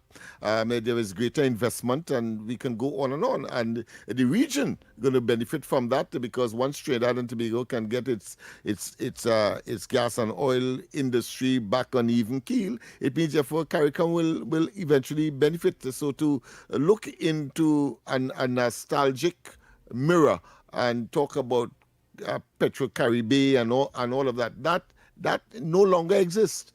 And it's the same thing, the same kind of application must be, of course, accredited to the attitude towards Cuba at this time.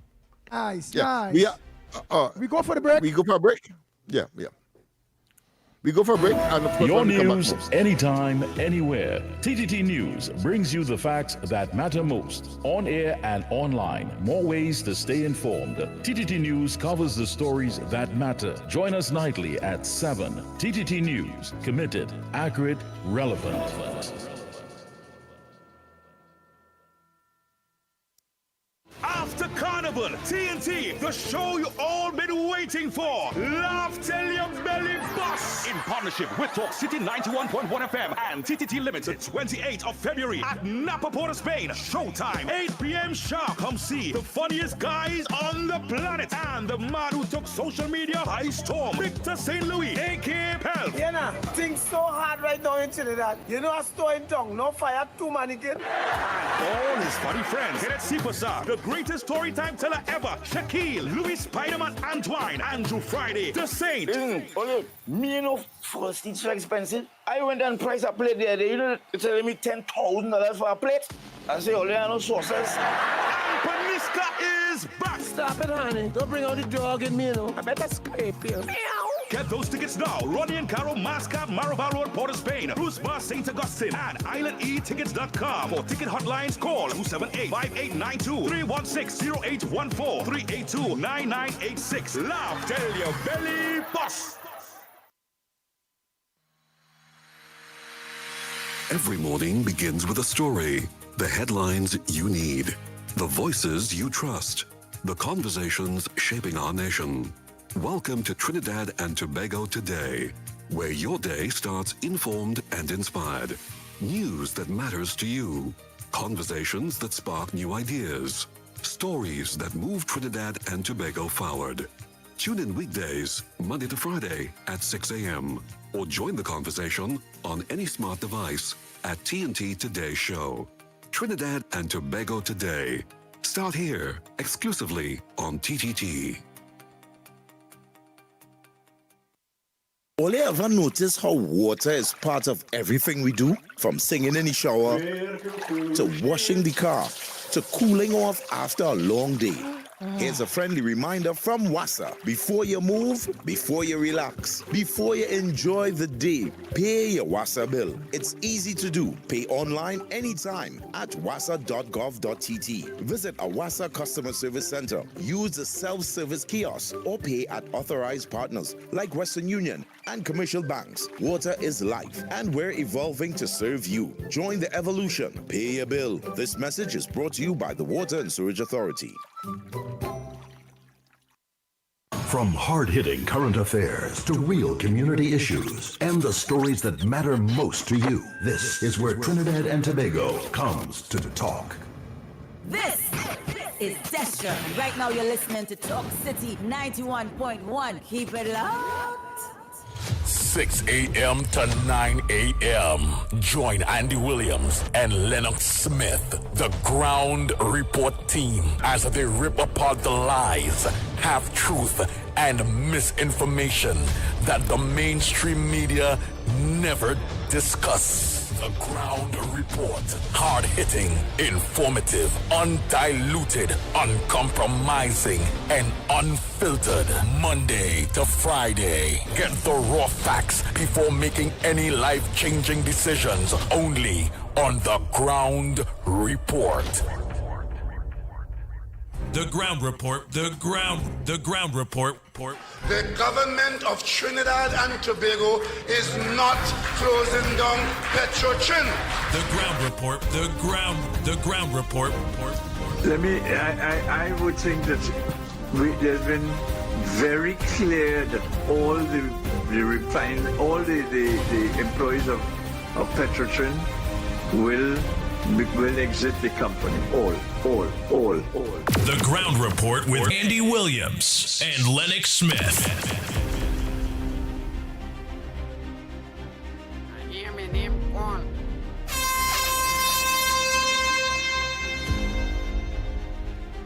Oh boy, we are back.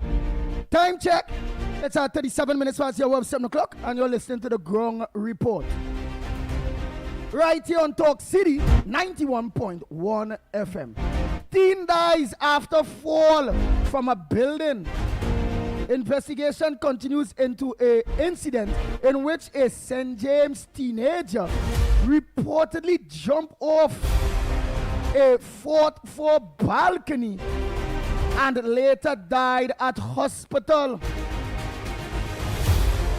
The teen's 47-year-old mother told the police the boy had been suffering with a high fever on Saturday. She reported that around 8 p.m., he ran out of the 6th floor apartment.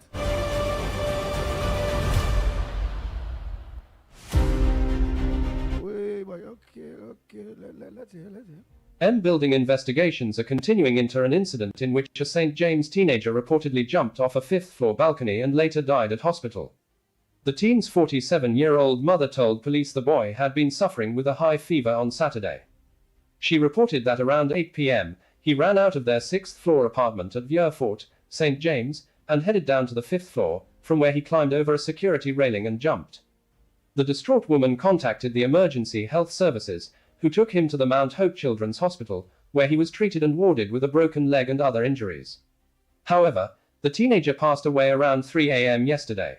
The man who was killed along the food strip near the Grand Bazaar Mall in Valsaine during the early hours yesterday has been identified as Curtis Bird Pierre. Pierre, of Gopal Avenue, Diego Martin, was said to have gone to purchase a pizza after leaving the last Jam Carnival fete at the Hazley Crawford Stadium, Makirapo, when he was ambushed by 2 gunmen. The victim had reportedly just collected the pizza from an attendant at Nafa Pizza, at the corner of Ramnarine Drive and Bamboo Boulevard, and was in the process of dressing it when gunmen opened fire on him around 1:05 a.m. yesterday. He ran across the road in a bid to escape but fell, following which the gunman stood over him and continued shooting him about the face and upper body. Several of Pierre's teeth, his gold watch and an empty mustard bottle were seen in a pool of coagulated blood yesterday, while bullet holes were observed in the street sign and several parts of the paved road were gouged out, supposedly from the impact of the bullets.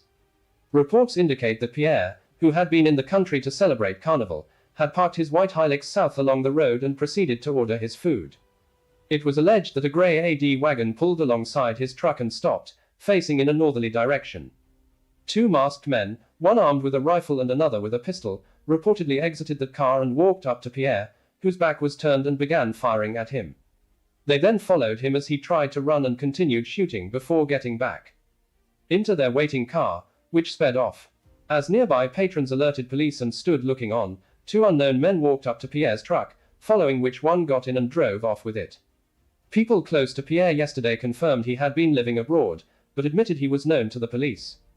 Residents living close to where the shooting occurred declined to speak with reporters but indicated they were terrified over the incident, noting the area is usually very busy with people buying food from the several businesses on the stretch. Oh boy! So Lennox Smith, well, we already had talked about that incident there, but we also had to talk about, so just so a boy that living on the 6th floor, he just get a fever, he run downstairs, go on the 4th floor balcony and jump off. Went to hospital, break his foot, and then succumbed to his injuries. And it's a teenage boy, but they didn't say what age. But he had a fever, ting, boom, boom, in plannings. Again, I don't know, but I think the parents should check to see if any narcotics was involved. Because these days, I telling you, a lot of them young boy and them just they smoking the weed and they going mad in no partner. They tripping off. The weed tripping them off. That is a reality. That is a reality. That is a consideration. That as an abundance of caution measure. But I want to say as well, I was up over the weekend as well. Dada, right? His stepson, was admitted to hospital as well, the Children's Hospital. He attends CIC, and what the diagnosis was, is very troubling. And I don't think that it had anything to do with drugs. So I'm just saying that there may be something going wrong. My own son, came down with a fever as well. So it could be a number of things. So I just don't want to say drugs per se. you know. All right. Go There could ahead. be a number of things you're saying, right? All right. Something Does it that have a maybe research that a high... humbug. All right, but does it have any research? Well, the only other thing I could see is if it's phobia or some kind of thing, because what research you know about a normal average person home, have a fever, and just will run down from one floor, go to 2 floors under, and just jump. Just so. What reasons? Yeah, well, normally is under some kind of psychotropic chemical. Let's put it that way. Usually, that you associate that kind of behavior with those kinds of items. But at the same time, there is a possibility that a fever can make you yeah, delirious. this is what I'm saying. So that's why I'm not ruling out. I've witnessed that yeah. in the past. Oh, you witnessed that, right? All right, well, thanks, Director Snipes. So one possibility could be narcotics or drugs in whatever way. Next, it could be a high fever. And what, the third one is what? Because and make him delirious, yeah. Right, all right. And the third one is what? Like obia? Because it's only two. You don't want to rule out, let me put it this way, you don't want to rule out anything, but of course, a pragmatist like you and myself, you know, will not see that as the first order of the day, so to speak. Okay then. All of the lines are open at Trinidad and Tobago. Hey, time check. It's 44 minutes past the hour of 7 o'clock. And you're listening to the Ground Report. But I agree with Snipes, because I believe it's just two things. Because that's a mental thing. Either high fever that can put you in a situation like that, or drugs. Right? Obia, I don't believe I mentioned the experience over the weekend because it might be something that children are being afflicted with. So I'm just saying to parents or guardians with teenagers, when they are in that state, meaning that they're not feeling well, they high fever, etc. Please, now that you know that you have to wet your own home, because of course your neighbor's home is on fire. All right, well, I'm gonna take some correction, because RJ Alonzo Elgo Paul is saying, Andy, don't blame the weed alone. There is a virus going around. I got it, and I almost killed myself too. So it has something. Yeah, he almost killed himself. Yeah. So it's something in the more than the pestle. So we have to look at all avenues and all variables. Yeah. Lucky Lal is saying to Andy, it could be depression and anxiety and stress could cause an issue with that child. So look, we're getting other things there. Diane, that's on social media. People are commenting. Just good. I will tell you, we have a lot of bright people. Diane is saying too, the virus is a variety of COVID-19. Also, we get some kind of thing like the COVID and just strip off in a kind of way they too. Remember, COVID was making people see all kind of thing. You can't taste, you can't smell. Yeah. So I noticed nobody in talking about. We have some calls on the side. We have a call. Good morning. Welcome to the Ground Report. Good morning to the presenter, Mr. Lennox Smith, and the other guy there. Yes, Andy Williams. Yes. I'd like to say to you, in 1977, I had an experience in my arrow, because I listened to the Ground Report and here you all talking about Asukunya. Yeah, Sukunya. But I want to tell you guys. You don't believe in, I don't believe in that, but you see it? That is real like delight. Because one time in 1977, as I said, I was working on the Amoko installation, and we came to St. Anne's Road one afternoon in the beach house that we were staying, and we were relaxing in the gallery because we were welding all day, so I was cooling out to go and bathe. And when I watched through the coconut trees, I saw a big ball of fire like a football flying. Mister, I loaded my clothes, threw it in my car, and head down to San Fernando. And from that time to now, I've never slept in my arrow again. All right, let me ask you something, caller. So, because I don't believe in Sukinya, Lajabes, Dwen, and them kind of bacchanal, and I honestly don't believe in them thing. So you are saying you see a sukunya. If you never experience it, you would never believe. But I experienced it. I saw it with my own two eyes. So you get chance to suck here because I know women, when they get sucked on it, all thing looking like he they just blame sukunya. But I always believe it's not sukunya. I believe it's some man do them that. So I just ask him. No, it's true as daylight. I tell you that. All right, so some women get blamed. Like to, present myself, cook myself, Ricky. Yeah. I'm Mr. Claxton Bay. Mr. Claxton Bay. You understand? All right. Well, Mr. Claxton Bay, I will have to really and truly apologize to some of the women that say their husband get away with them and they get divorced because Sukunya suck them. So I used to be saying, where the line for is some man maybe suck them and they blaming us Sukunya. True like daylight. It's true like so daylight. It's true. You believe. All right. You believe me. All right. So some of your husbands are going to make up with all their wives. It's really Sukunya. The man see it. It's really Sukunya suck them. It was no man, right? So they go make all the calls, right? And write all their ex-wives. Let them know they apologize that they was talking the truth. We have another call. Oh boy. Yes, go ahead, caller. Oh boy. Oh boy. Morning. Oh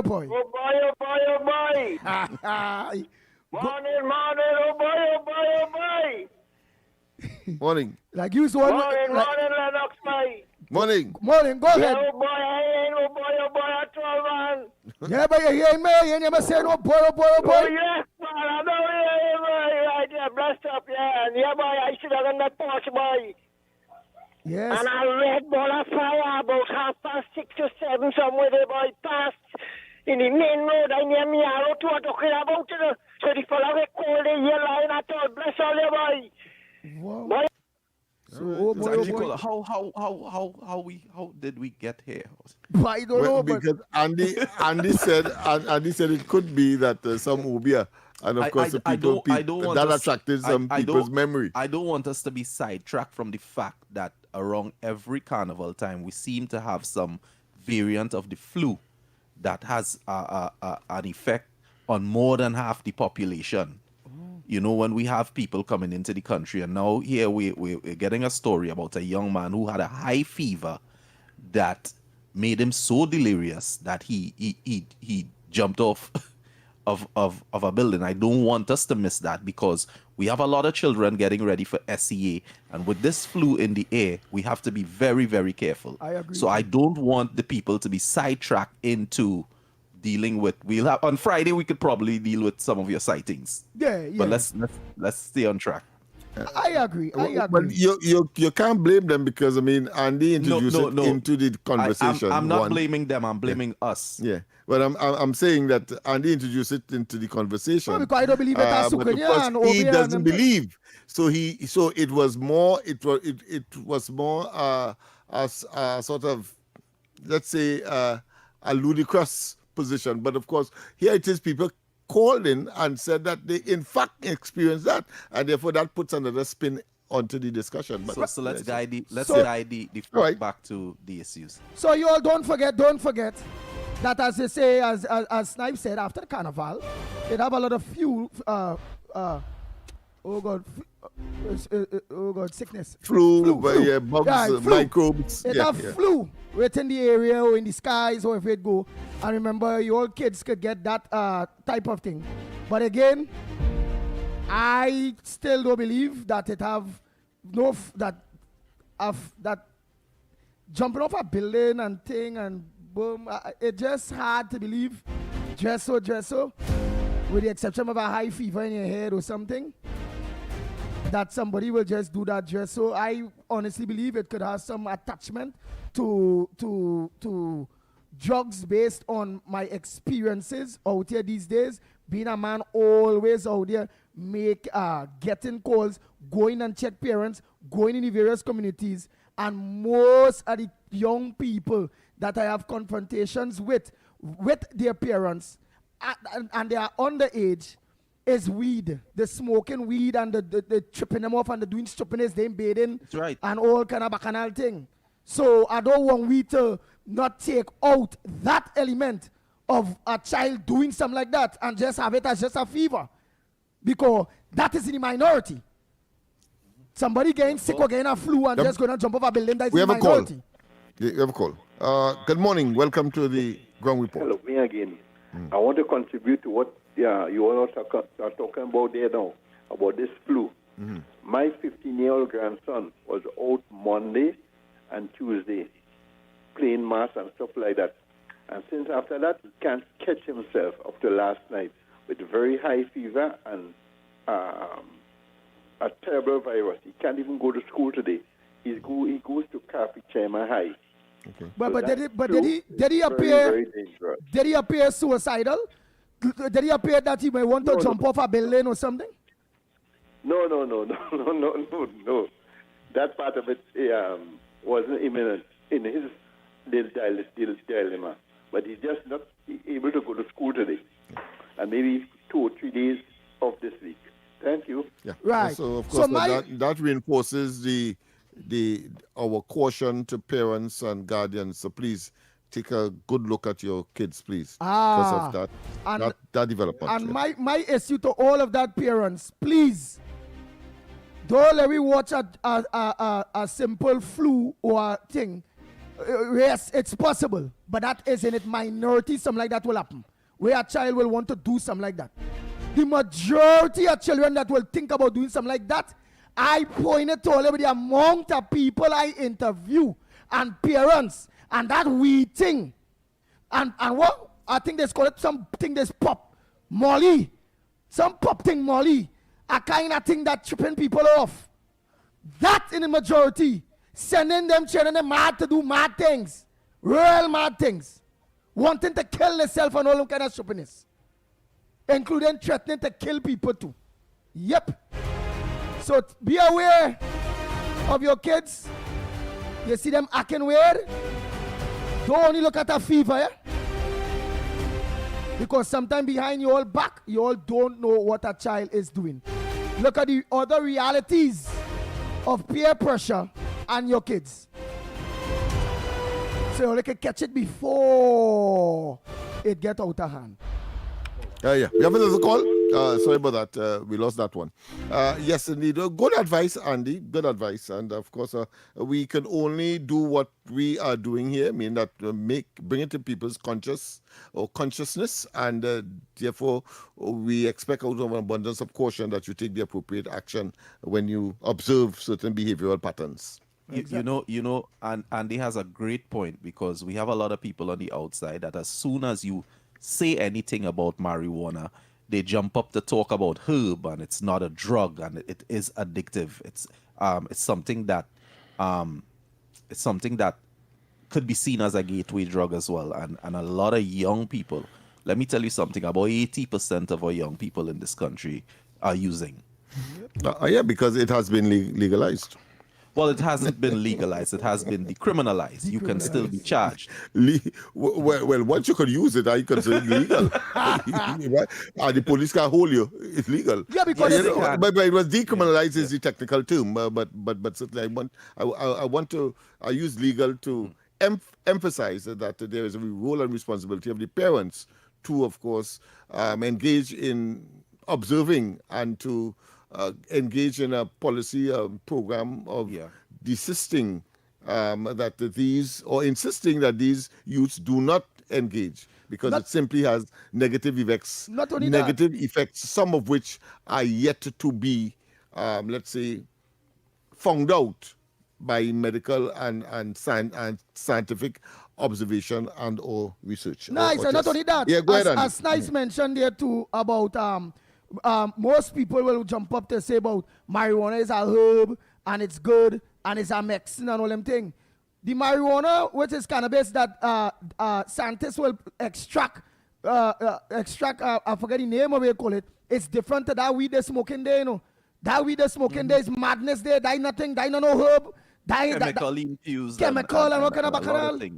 That different thing. So only be careful out there. Marijuana we only buying on the block there, that no herb.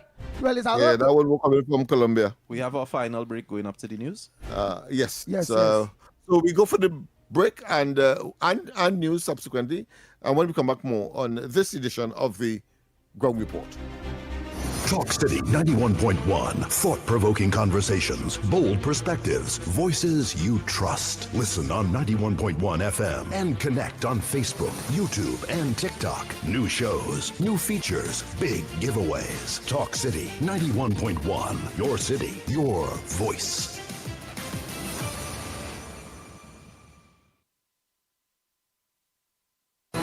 Your stories, your communities, your country. TTT News is everywhere, on the ground, across Trinidad and Tobago, and on every smart device. When it matters, we're there, reporting the news as it happens. Because your world can't wait. Your world moves fast, so do we. TTT News brings you the people, events, and issues that matter most. Stay informed, stay ahead. TTT News, every night at 7. TTT News, committed, accurate, relevant.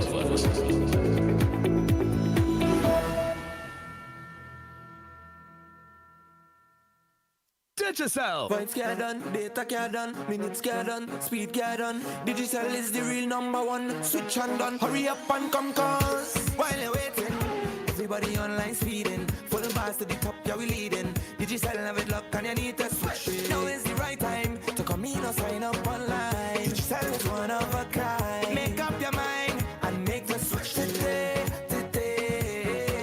For 30 days you don't even have to pay.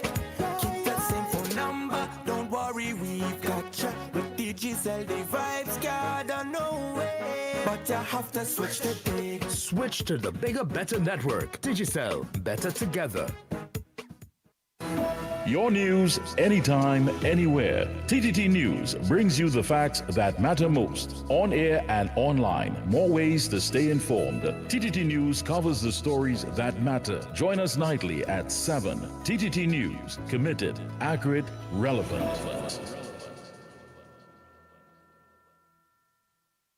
After Carnival, TNT, the show you all been waiting for. Laugh till your belly bust. In partnership with Talk City 91.1 FM and TTT Limited, 28th of February at Napa Port, Spain. Showtime, 8 p.m. sharp. Come see the funniest guys on the planet and the man who took social media by storm, Victor St. Louis, a.k.a. Pelp. Yeah, nah, things so hard right now in Trinidad. You know, I store it down. Good morning, this is your TCT News Update. I'm Carrie Roberts. Making the news at this time. Trinidad and Tobago could soon be looking to India for support in revitalizing key parts of its energy sector. A newly formed business federation says Indian state energy companies may have a role to play in restarting the Guaracara refinery and participating in future upstream projects. Speaking on the TNT Today morning show, Dr. Valmiki Arjun said India's growing demand for energy and its experience managing international oil and gas assets make it a natural strategic partner. He pointed specifically to the refinery restart, noting that Indian firms already operate across multiple jurisdictions. We've already committed to restarting the Guaracara refinery.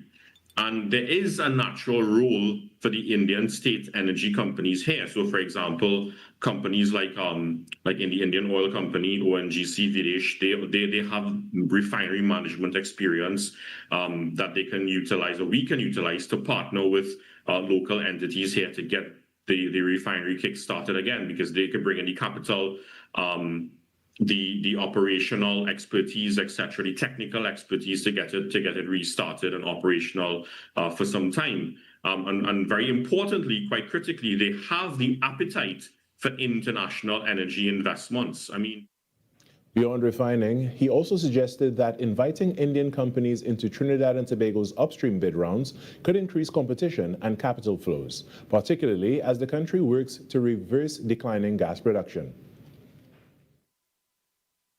Beyond the refinery, I think it would be quite beneficial for us if Indian companies show up and are invited to participate in our upstream bid rounds, because the more competitive our bid rounds are for our blocks, especially the deep water blocks, then it could possibly mean better fiscal terms for the state when we have to design it, because it's more competitive, and also more critically, more capital flowing into the country, or available to the country's energy sector, to help reverse our declining gas production at a faster level. I mean, India is currently one of the world's largest energy importers. The Federation argues that deeper commercial ties could create a mutually beneficial arrangement, strengthening Trinidad and Tobago's production capacity while helping India secure long-term supply.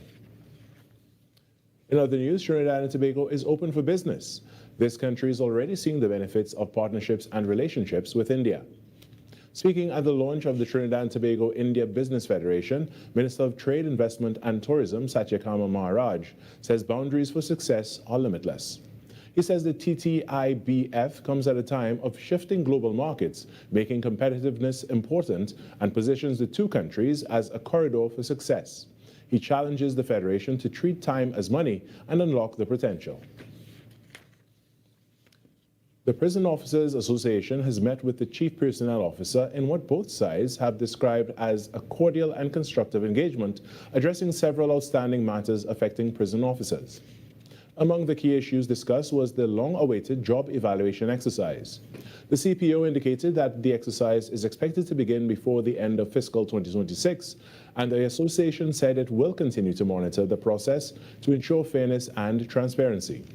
On salary negotiations, the existing 5% offer remains under consideration, and the association confirmed it will submit a counter-proposal as discussions continue. Progress was also reported on the issue of officers acting for 1 year prior to retirement to qualify for higher retirement benefits. Additional topics included a proposal for 10 days of annual stress leave, separate from other forms of leave, and the inclusion of public holidays in vacation leave calculations for main shift officers. Several of these matters will require further consultation with the Commissioner of Prisons, the Board of Inland Revenue, and the Ministry of Finance. The association says it remains committed to ongoing dialogue as discussions continue. In sport now, the West Indies women surrendered the 3-match one-day international series versus Sri Lanka after losing the second game in succession at the National Cricket Stadium in St. George's, Grenada on Sunday. Windies captain Hayley Matthews won the toss and elected to field first. Sri Lanka then went on to score 208 all out in 47.1 overs, with spinner Karishma Ramarak being the pick of the bowlers, taking 3 wickets at the cost of 26 runs in 9.1 overs. Vishmi Gutnaratne top scored for the visitors with 58. Despite losing wickets at crucial stages, the home team was in the hunt, but top scorer Janila Glasgow with 50 was left with too much to do with the help of tail-enders Afi Fletcher and Ramarak. Fletcher fell for 20 in the 47th over, while Glasgow was last out in the 48th. Ramarak was not out on 1 as West Indies women could only manage 194, a loss by 14 runs to give Sri Lanka women an unassailable 2-0 series lead. The final ODI is on Wednesday at the same venue. And that was your TTT News Update. I'm Carrie Roberts. From all of us here, have a great day.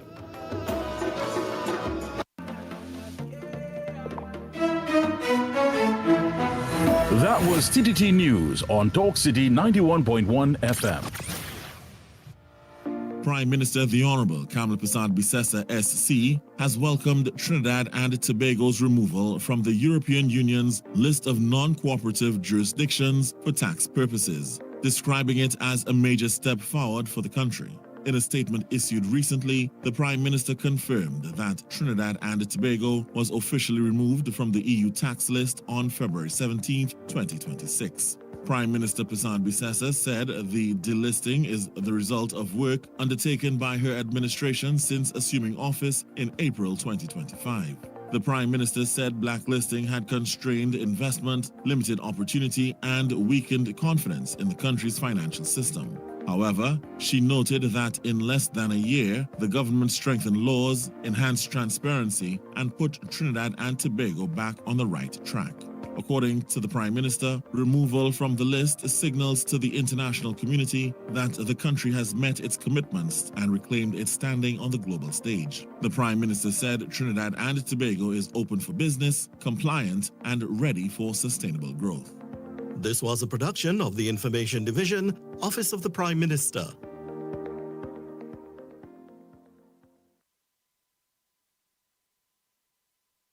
This is Destra. Right now you're listening to Talk City 91.1. Keep it locked. The Ground Report with Andy Williams and Lennox Smith. Oh boy, oh boy, oh boy. We are back. Time check. It's about 7 minutes past the hour of 8 o'clock. 7 past 8. And you're listening to the Ground Report right here on Talk City 91.1 FM. Lennox Smith, I didn't know that well wishes continue to pour in following the announcement by former Chutney Soca monarch Kenneth Salik of his poor health as he battled kidney failure. Wow. Yes. A very, very unfortunate scenario. Of course, he did make some announcements to that effect. And of course, those who would have revered him and his presentation, I think one that was very, very popular, I think in the 2009, I believe, when he won the Chutney Monarch competition. But that is how life is. That is the vicissitude of life. You sometimes get it one way, and when you do expect it another way, it comes that way. And you have to just roll with the punches, so to speak. So we say a speedy recovery, hopefully, of course, and that has emasculated his ability to be on stage. So he has apologized. I think that was a good thing. Yeah, but kidney failure, meaning all two, and it have options such as getting a donor kidney, and besides that, and by the meanwhile, that is where the dialysis is coming, right? Kidney say so it appears that he is engaged there, but of course that does not bring back the energy levels that you would normally require for performances and so on. And as you talk about kidneys, yes, we have a very dynamic organ donating system in Trinidad. I witnessed that some time ago. Not that I wanted one, but I had cause to advocate and to supervise somebody who came to me, and we went through the process, but the donor was kidney could not be used because he was using drugs. Okay, but let me ask something. Well, let me ask something again. Almighty God gave every human being 2 kidney. I want to believe in case one gone bad, it had the next one or so back up or if it go. Is it, let me say, healthy for a healthy human being, let me say, not using drugs and all them things, to give one of the kidney and be able to live a normal life with one kidney remain and no backup? Yeah, that is what the research says, yes, that you can give one and you will be able to function normal without any much difficulty. So, yeah. All right, so indeed, but your eating habits or anything do have to change, knowing that it's just one you have now and you have no backup? Well, I suppose to make sure that you will be told, of course, the medical authorities will tell you what has to be done in such a circumstance. But from what I know so far, it doesn't inhibits you from, of course, exercising tough, and it would not have any impact on clearing of the waste that the kidney is responsible for, and of course the production of adrenaline, where that is on top of that of that gland. There is what's called the adrenaline gland, where of course it seeks directly into the bloodstream that particular chemical that causes you, if you're frightened, and a cow chasing you, or a dog chasing you, you are able to scale a fence with ease. Nice. Because it provides that kind of extra zest, extra energy and flexibility as far as impacts the muscles, so that you do things that you normally would not do. The adrenaline gland. Yeah. Oh, nice, adrenaline gland. Oh, so that the man will make man feel like man. Yeah, I say no more. Once you're excited, yes. All right, here it is. And I want me to get on into this because you have your knowledge too of legal matters. And I say in all of this, I want to get into this to Trinidad and Tobago based on crime and criminal activities, and the failed judiciary that we have, the failed prosecution system and all that we have in Trinidad and Tobago. Man freed of murder, charges for a second time. But I want you all to listen to the story. Yeah, I want you all to listen to the story, okay? Read of murder charges for second time.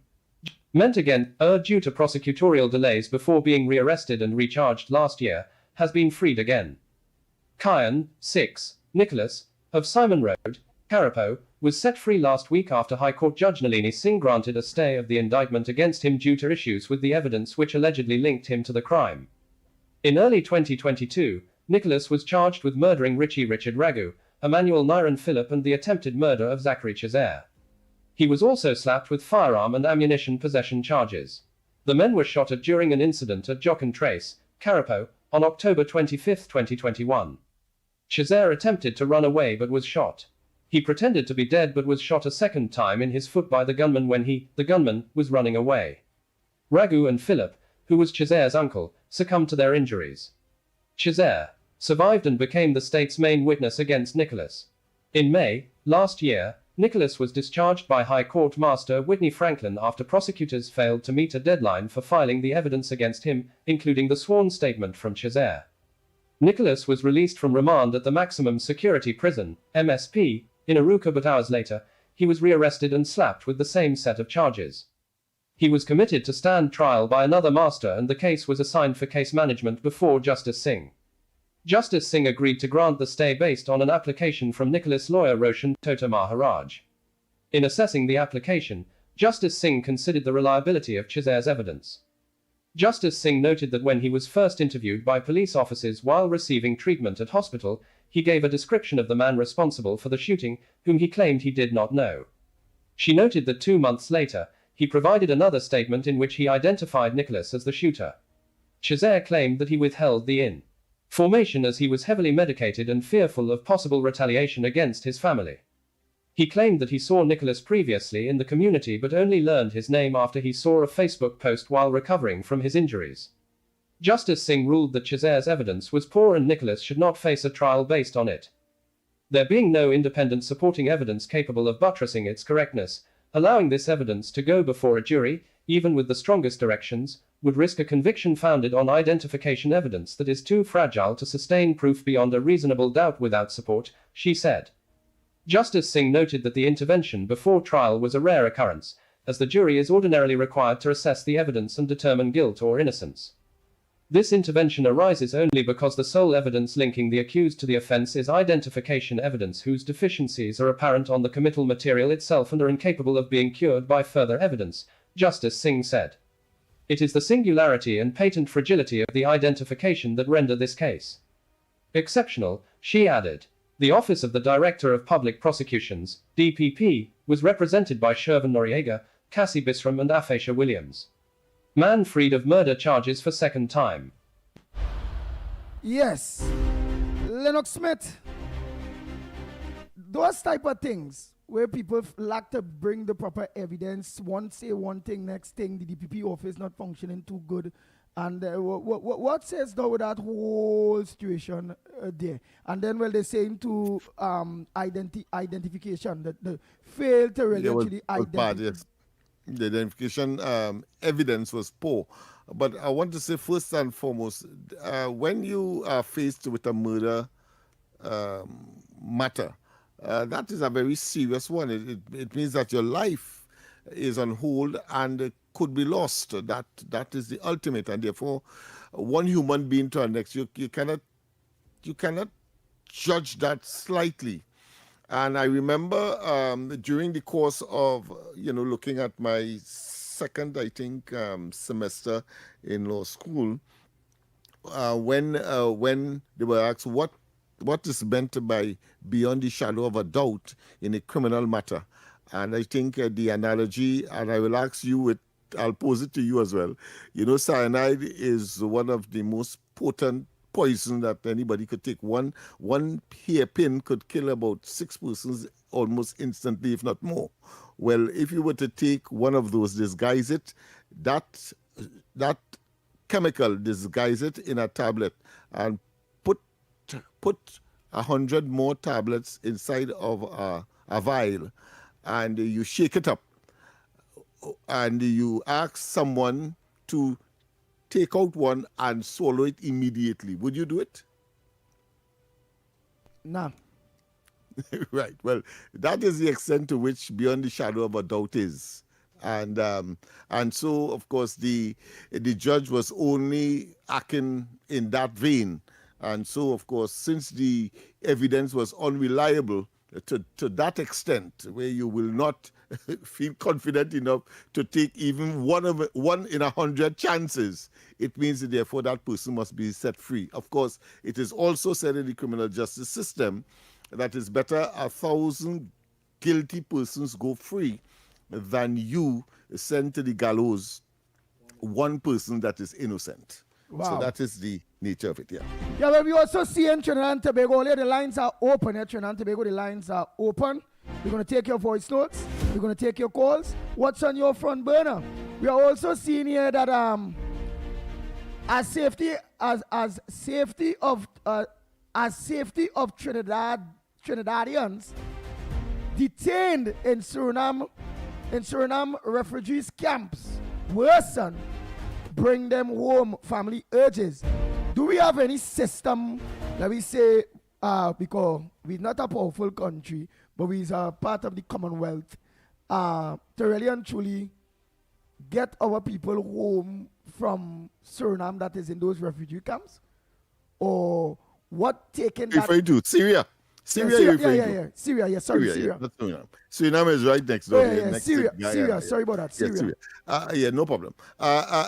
Well, yes, we have our embassies, we have our diplomatic missions, we have, of course, the United Nations, and a number of other elements that can be deployed and used by the administration in order to get our people home.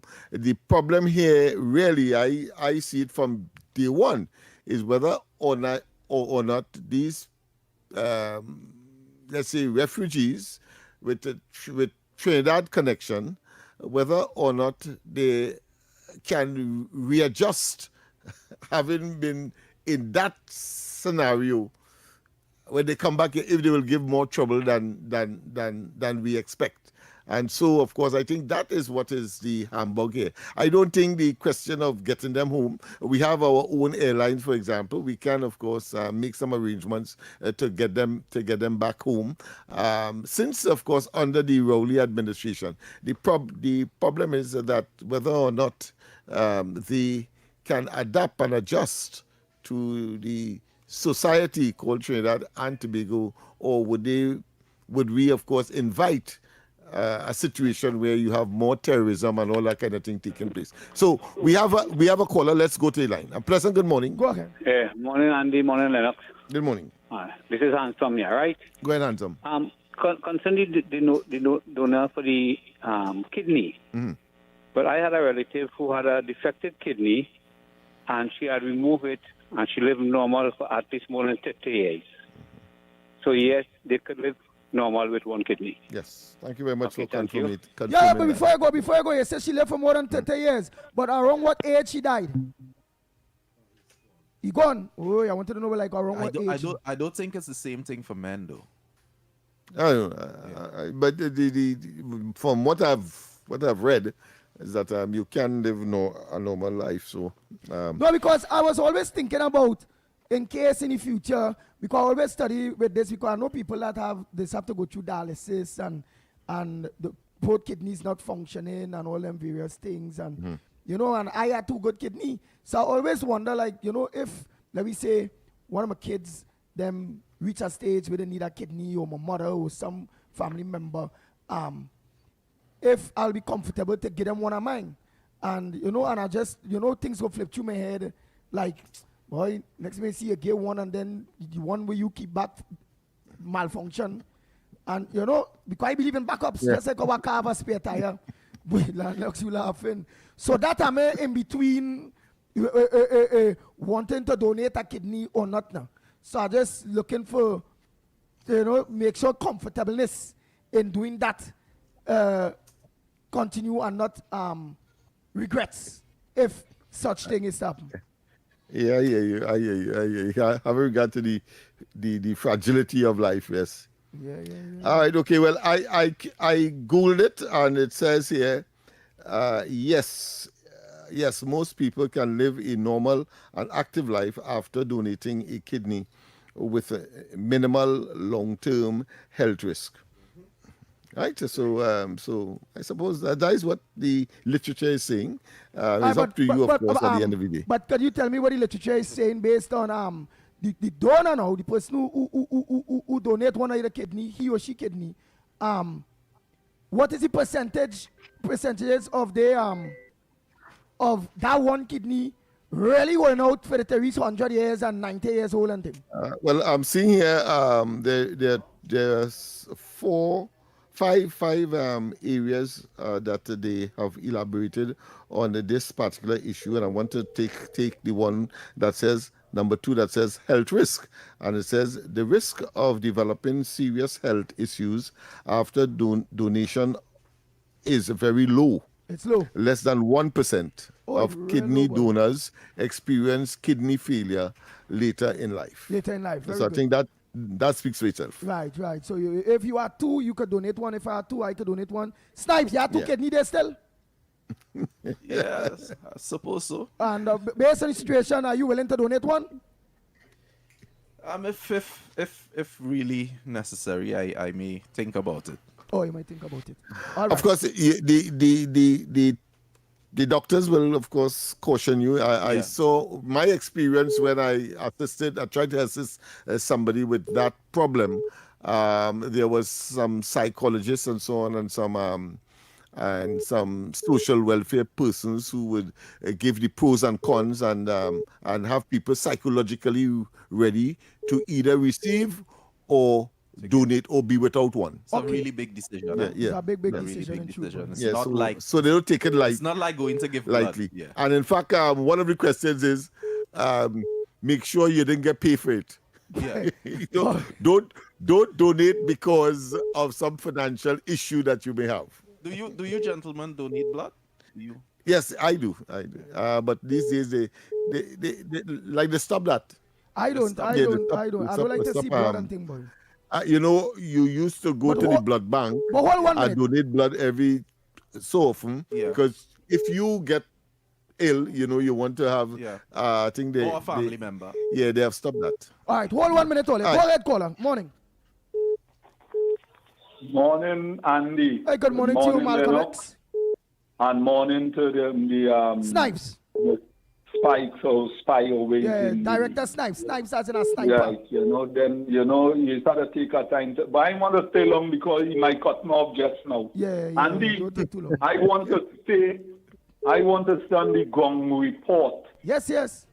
I want to stay on the purpose I support the Gong report for, because we was on country, and I am country. So here my contribution this morning.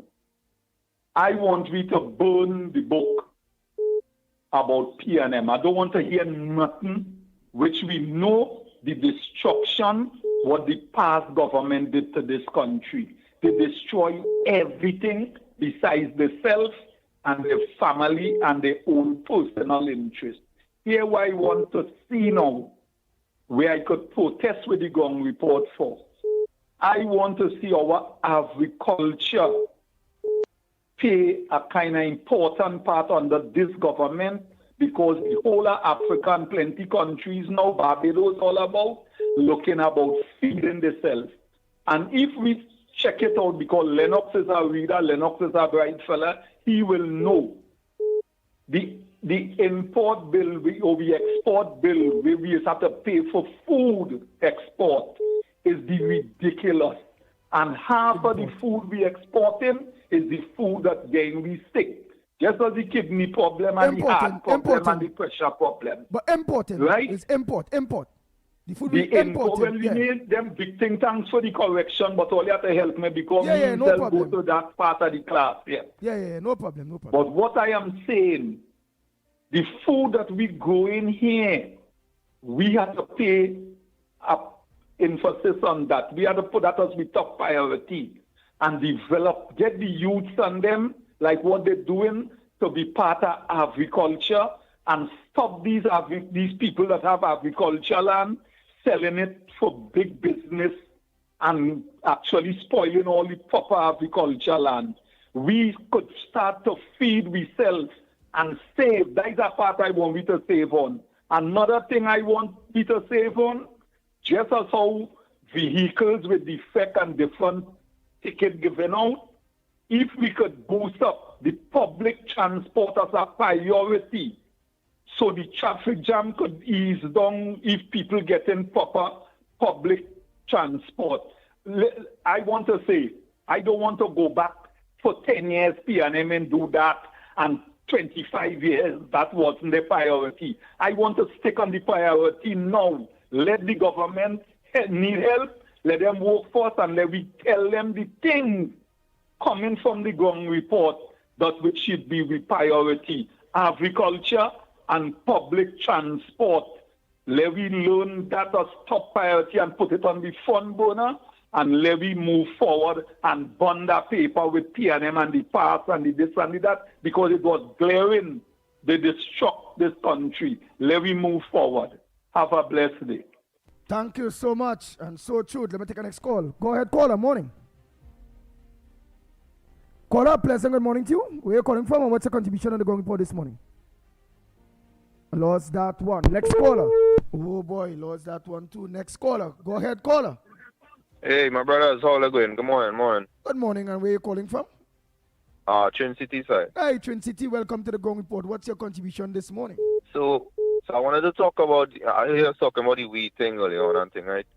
So what I noticed throughout the years that PNM allowed, PNM had been running for about 10 years, and they allowed a lot of drugs to come into this country, including marijuana, cocaine, pills and all kind of stuff. Lack of guidance for the youths and them cause them to get involved in it. Also involved in crime and being on the block and all these things and as well, right? The next thing they just do this, weed is get from Colombia. I understand it is sprayed on with cocaine to make it addicted. And you know that's gonna have all kind of psychological problems and all kind of thing as well too. Right? Oh. So I was listening to the Mr. Talk just now there.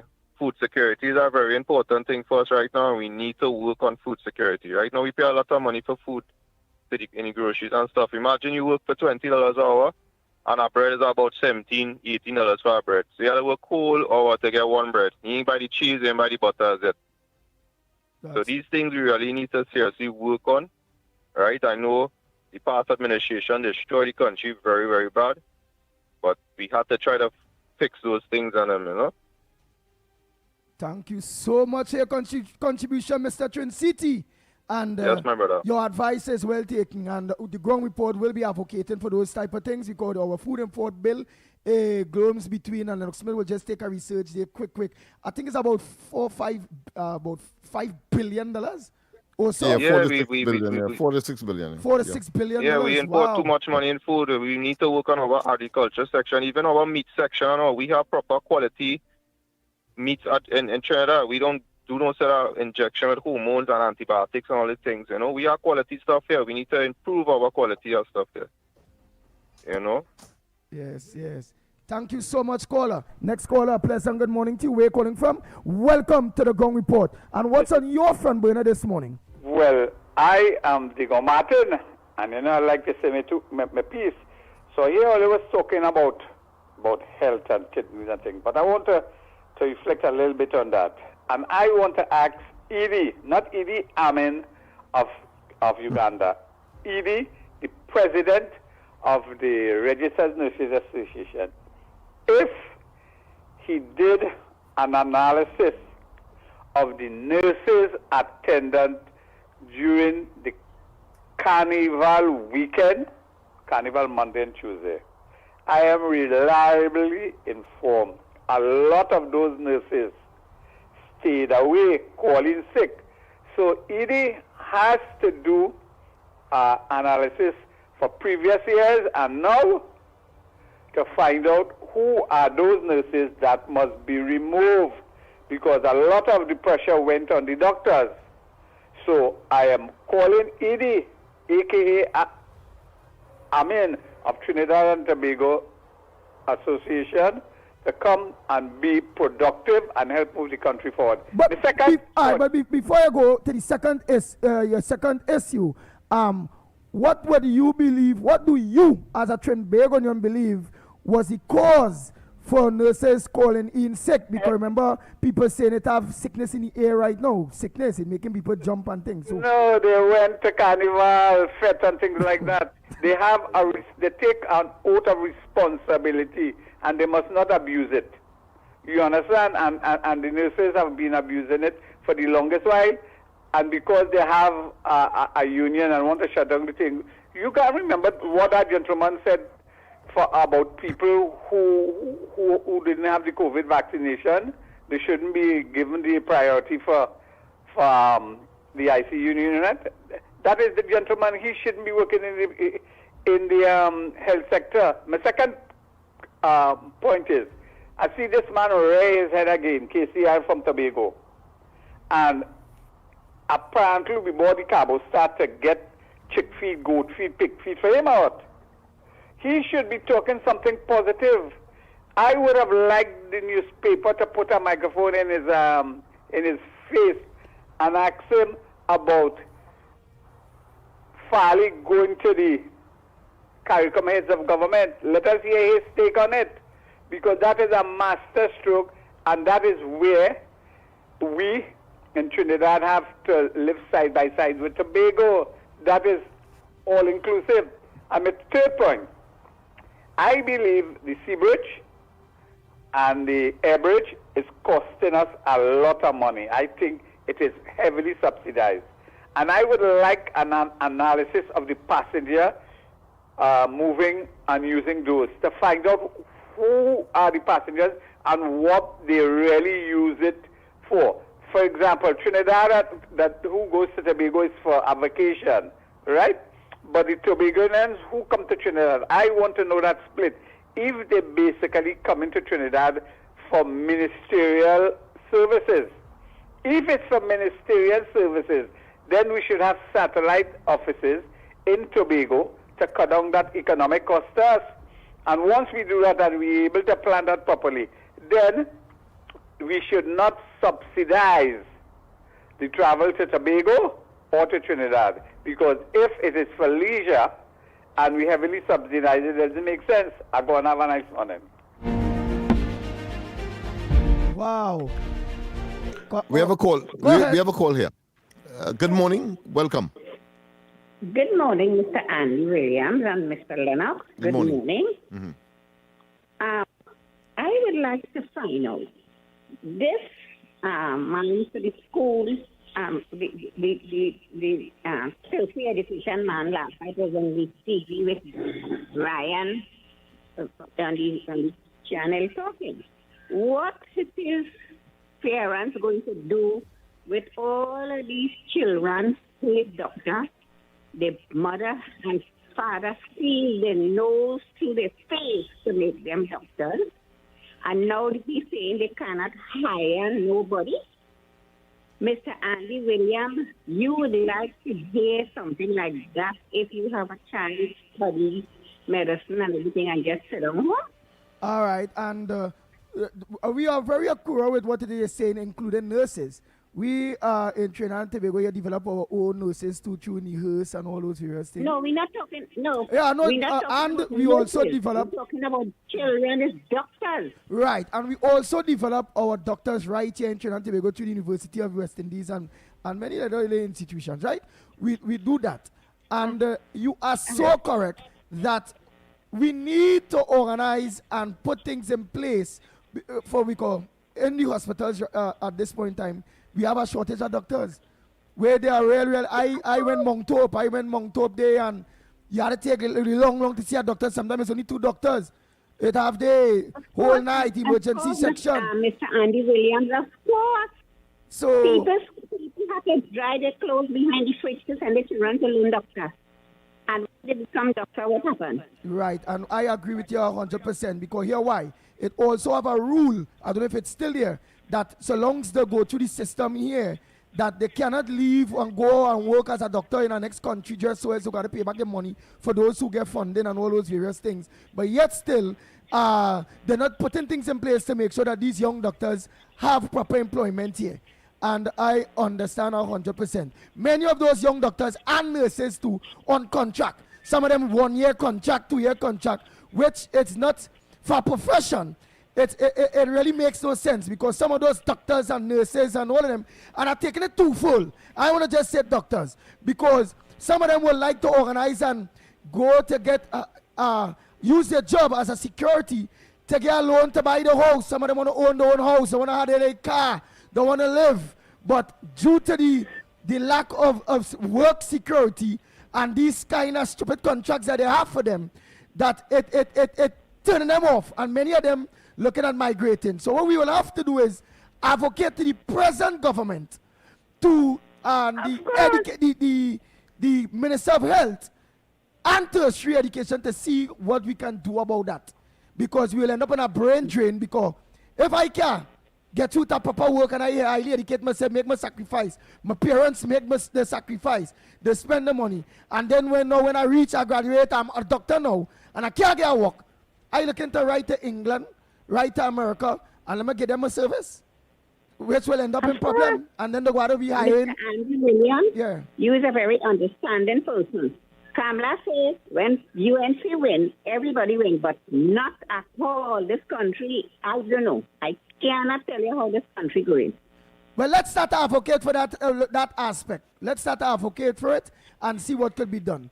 Because, Lennox, she said, Kamala said when UNC win, everybody win. I know that the present Minister of Health and the policy of this government is to make sure that legal input, indigenous professionals are deployed in the various institutions, inclusive of that of the health industry or the health system. So there's early days yet. I know that there is a policy that says that because why can I firmly attest to that? Because the government has also said that those Cuban doctors and so on, they will discontinue that kind of arrangement, especially when you have so many of our locals that are unemployed and could replace and or do the job. Nice. So that means. So I'm very confident that will happen. So that means that the government are looking at the situation because we can mention that they want to disassociate themselves with the Cuban doctors to make available jobs for we own that are out there in their numbers and don't have a job well. So, ma'am, it looks like the government is in that direction. But what we will also do is we will organize and try to get an interview with the health minister or tertiary education minister, whoever is responsible for that aspect. And let's see if we can get on tape and where their thoughts is on that. Before you can say, well, I thought when UNC win, everybody wins, but it looked like the doctors and them ain't winning. So let me think, and then we will judge. We will judge if everybody will win. I want to tell you this, Andy, that I'm familiar with that person. All who they know and who they know. Yeah. Well, ma'am, you remember I spoke to you, and I have spoken to the relevant authority, and it is being looked at. You give me the names of the two individuals and all of that. So that is being considered. In fact, somebody is supposed to call in this week or last week to thank me for my intervention with respect to a child that she had. All his teeth were chalk teeth, and she got the operation due to my intervention and my communication with the relevant authority. So it's just a matter of time. Nice. So well done, Lennox Smith. But ma'am, again, how I will want it and how anybody will want it, which you can look out for a call because again, thanks to Lennox Smith, he made a late intervention. In my book, you don't have to have no interventions because that will just be your two. So over the other parents and them that have their kids sacrifice, both parents and kids sacrifice, and may not know to access Lennox Smith or us. So we need to get it should be the mechanism itself, the system itself should allow for such smooth involvement and benefit. A smooth intervention, everybody getting a chance, at least for 3 months, or a 2 month or a 3 month, or so, but not nothing at all. Yeah. Wow. Okay. Wow. I understand. I am. Yeah. All right. Andy Williams. All right. Thanks so much. Let me take a Thank next you so call. much. No Yes. problem. No problem. Let me take a next call. Oh boy, I have it on this side here. Morning caller. Good morning. Good morning. Good morning, gentlemen. Barako here. Go ahead, Barako. Andy. Morning. I don't know what people is be coming up and talking on the program and all kind of thing for, but you see exactly what our lady talk about just now there. My daughter is in that situation right now. She now finished med school. And let me tell you something. People must be honest with themselves when they come in and talking as sort of rubbish on the people program. There's a process of how this thing work in Trinidad and Tobago. You go through med school, you graduate as a doctor, you have 1 year internship that you have to work for the government. If you choose to do that, you can do it. If you choose to leave the country and do otherwise, you can. That's your option. So you have a 1 year internship that you will be paid for 1 year to be like an apprentice in the system. After that now, you can seek employment if you choose to with the government. Or you can go on your own and open your own private practice. Or you can go to specialize in a field that you prefer, that you want to become like a radiologist, so you want to be a surgeon or some kind of thing to further your education, your skills as a doctor. But the issue what plenty people don't understand is that the salary that is paid to a doctor when he finishes internship isn't that big set of money that, after all the money you spend has becoming that you went through the med school and all this kind of thing. It doesn't compensate you. I will give us an idea because there's a going report because we want to know. At the end of the day, parents have to know it. Have doctor children that listening might. But what is the salary at this point in time they'll get this as a start off per month? Well, our intern and thing will get about $6,000 to $8,000 for the that month. Ain't better money, boy. Also, exactly, and that is after you spend hundreds of thousands of dollars. I'm talking about it. So practically, our intern will still be living off of their parents after while a 1 year period they doing internship. And what most people do, they will probably get a job in the public health care and do their own private jobs outside also. That's why you see a doctor will come and spend 2 or 3 hours in the hospitals, and then they will go to the other private institution to make the money. People don't understand that because you can spend nearly over $1 million to become a doctor, and then when you see you become a doctor now, you still have to suffer and make ends meet. You have to make the money. You understand? So it's a whole systemic situation. It's not like it don't have work or anything, and the doctors don't have employment. Is that the amount of money you have to work for now to make back up for what you spend. You have to seek employment in different. Sometimes my doctor will be working at 4 or 5 different healthcare institutions, plus in the public healthcare system, to be able to compensate for the amount of money they spend, in becoming a doctor. And that's why you see a lot of doctors now would migrate and leave the country and go somewhere else, because at the end of the day, it's not about who you is and what it is, is a matter of that to make your money. You want to live comfortable after you finish spending all these monies and hours and time and all these kind of thing. We understand. You understand? Yes. So yes. people have to get the facts right and the system that this is what it is really about. Money, how much you spend, and at the end of the day, you want to live a comfortable life as a doctor. Have a good morning, gentlemen. Right. Thank you very much. Next caller. Go ahead, caller. Hey, morning again. It's Trinity back here. Go ahead, Trinity. Yeah, I know you're on the health thing, and there is really a very bad flu going around. I don't know that myself and all too. But ginger tea in the morning, hot ginger tea, helps boost the immune system. It also helps you get over the flu and thing a little quicker. Also, we need to start pushing more nutrition instead of pushing medication. right? A lot of problems just cause from lack of nutrition and things. With a proper food security, two people could afford to eat properly instead of only eating KFC and them kind of thing. Right? So all those things we need to work on. Food nutrition is a very important thing. All right, thank you very much, my brother. Oh boy, let's continue there quick. I have some voice notes to push off too. Good morning, Lennox, Andy, and Nigel. Andy, I have something to say. My parents used to say, hate the devil, but don't lie on the devil. Friday morning, I went for a coach. I reached there 6:15. The guy said he was leaving 6:15. Let me see Lennox Smith there. Lennox Smith always hiding. Oh, God, boy. Some research he might be doing. But we go see him there now. Earlier. They asked him to see where they want to know where you're hiding for. Go ahead. Let me continue there. We did not leave until 6:30. And when I get in the bus, my dress was soaked on the left-hand side, wet. The bus leaking.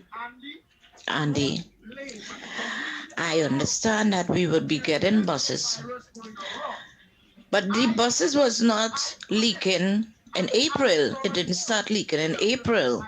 The buses was leaking before. Nobody did anything. You understand? Nobody did anything. But I'm not upset. I have patience. But I just want you to know that buses coming. But for now, the buses and they are leaking very, very bad. And the fever can do anything. The fever could cause him to hallucinate and do all that. Have a blessed day.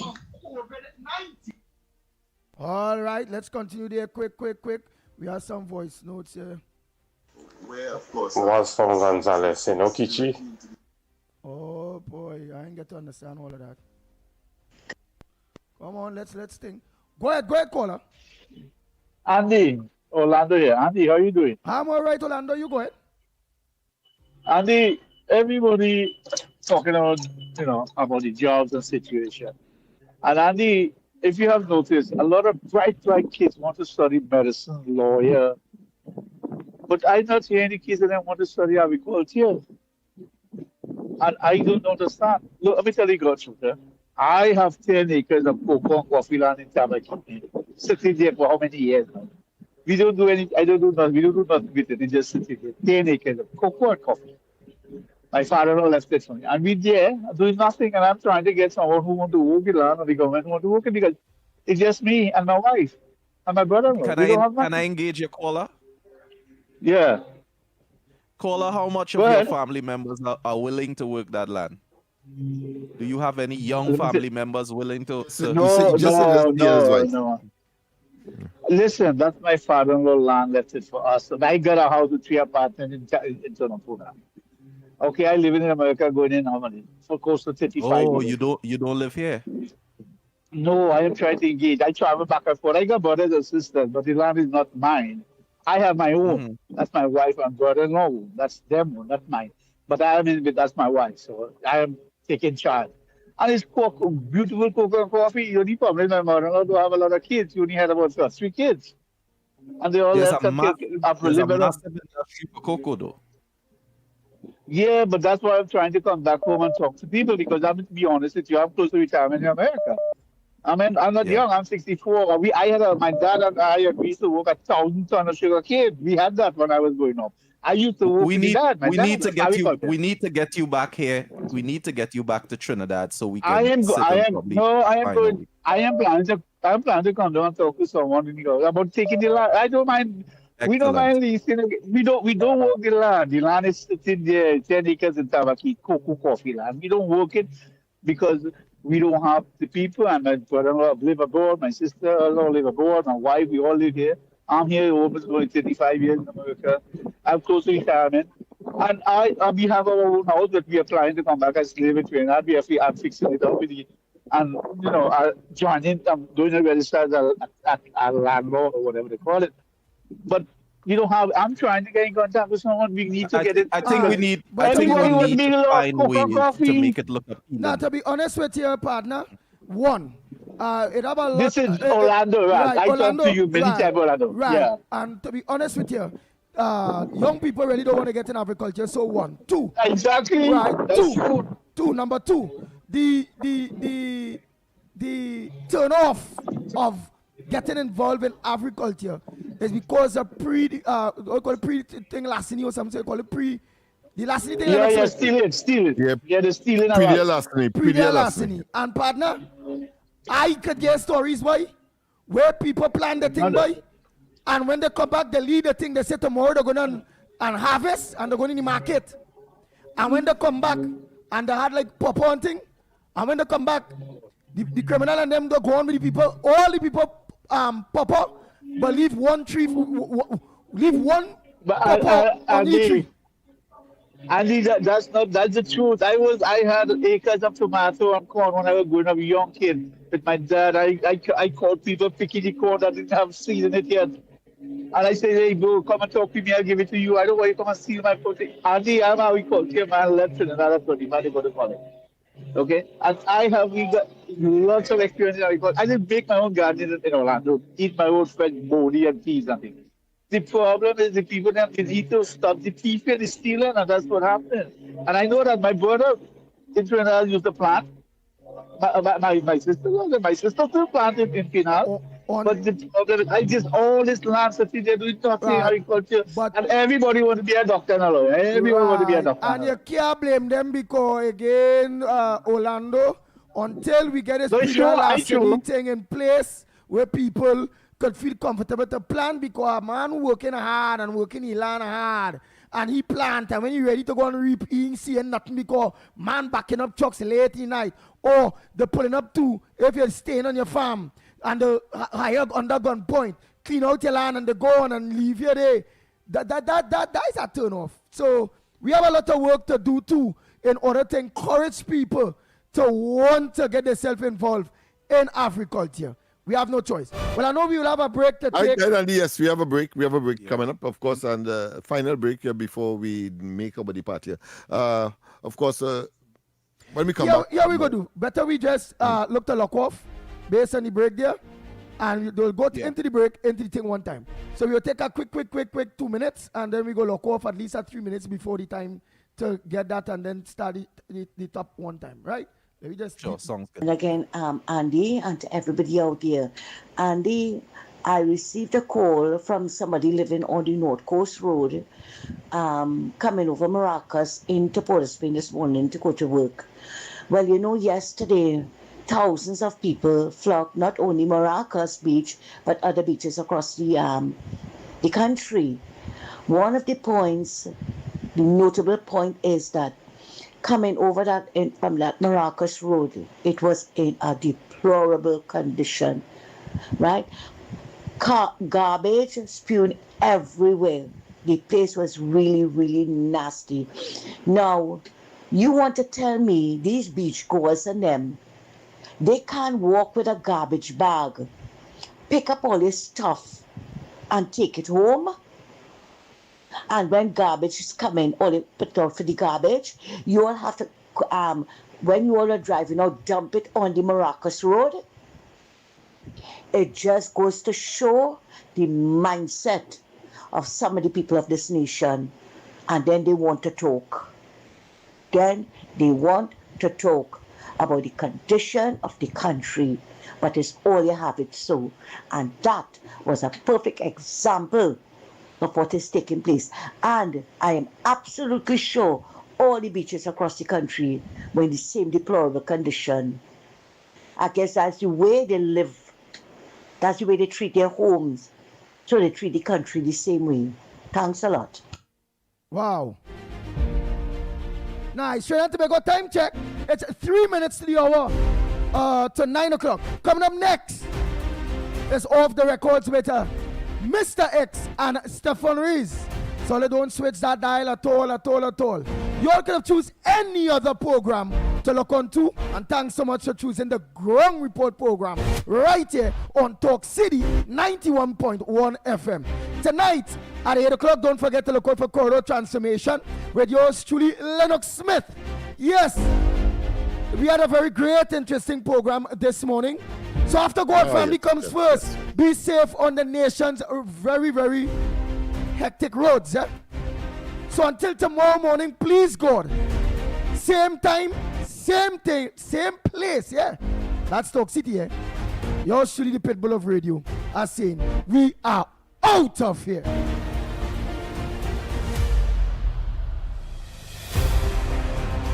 Bang, bang, bang, bang, bang, bang. Every morning begins with a story, the headlines you need, the voices you trust, the conversations shaping our nation. Welcome to Trinidad and Tobago Today, where your day starts informed and inspired. News that matters to you, conversations that spark new ideas, stories that move Trinidad and Tobago forward.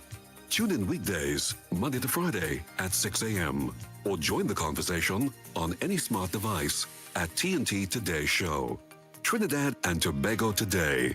Start here, exclusively on TTT. When it matters, we're there, reporting the news as it happens, because your world can't wait. TTT News, nightly at 7. TTT News, committed, accurate, relevant.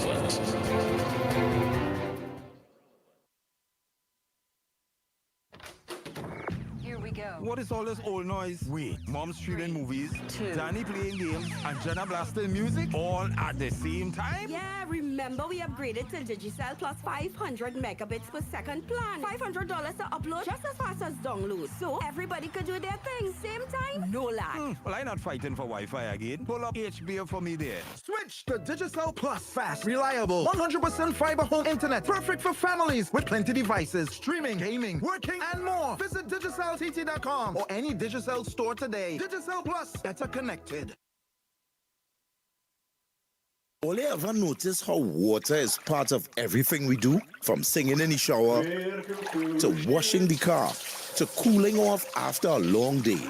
Here's a friendly reminder from WASA. Before you move, before you relax, before you enjoy the day, pay your WASA bill. It's easy to do. Pay online anytime at wasa.gov.tt. Visit a WASA customer service center. Use the self-service kiosk or pay at authorized partners like Western Union and commercial banks. Water is life, and we're evolving to serve you. Join the evolution. Pay your bill. This message is brought to you by the Water and Sewerage Authority.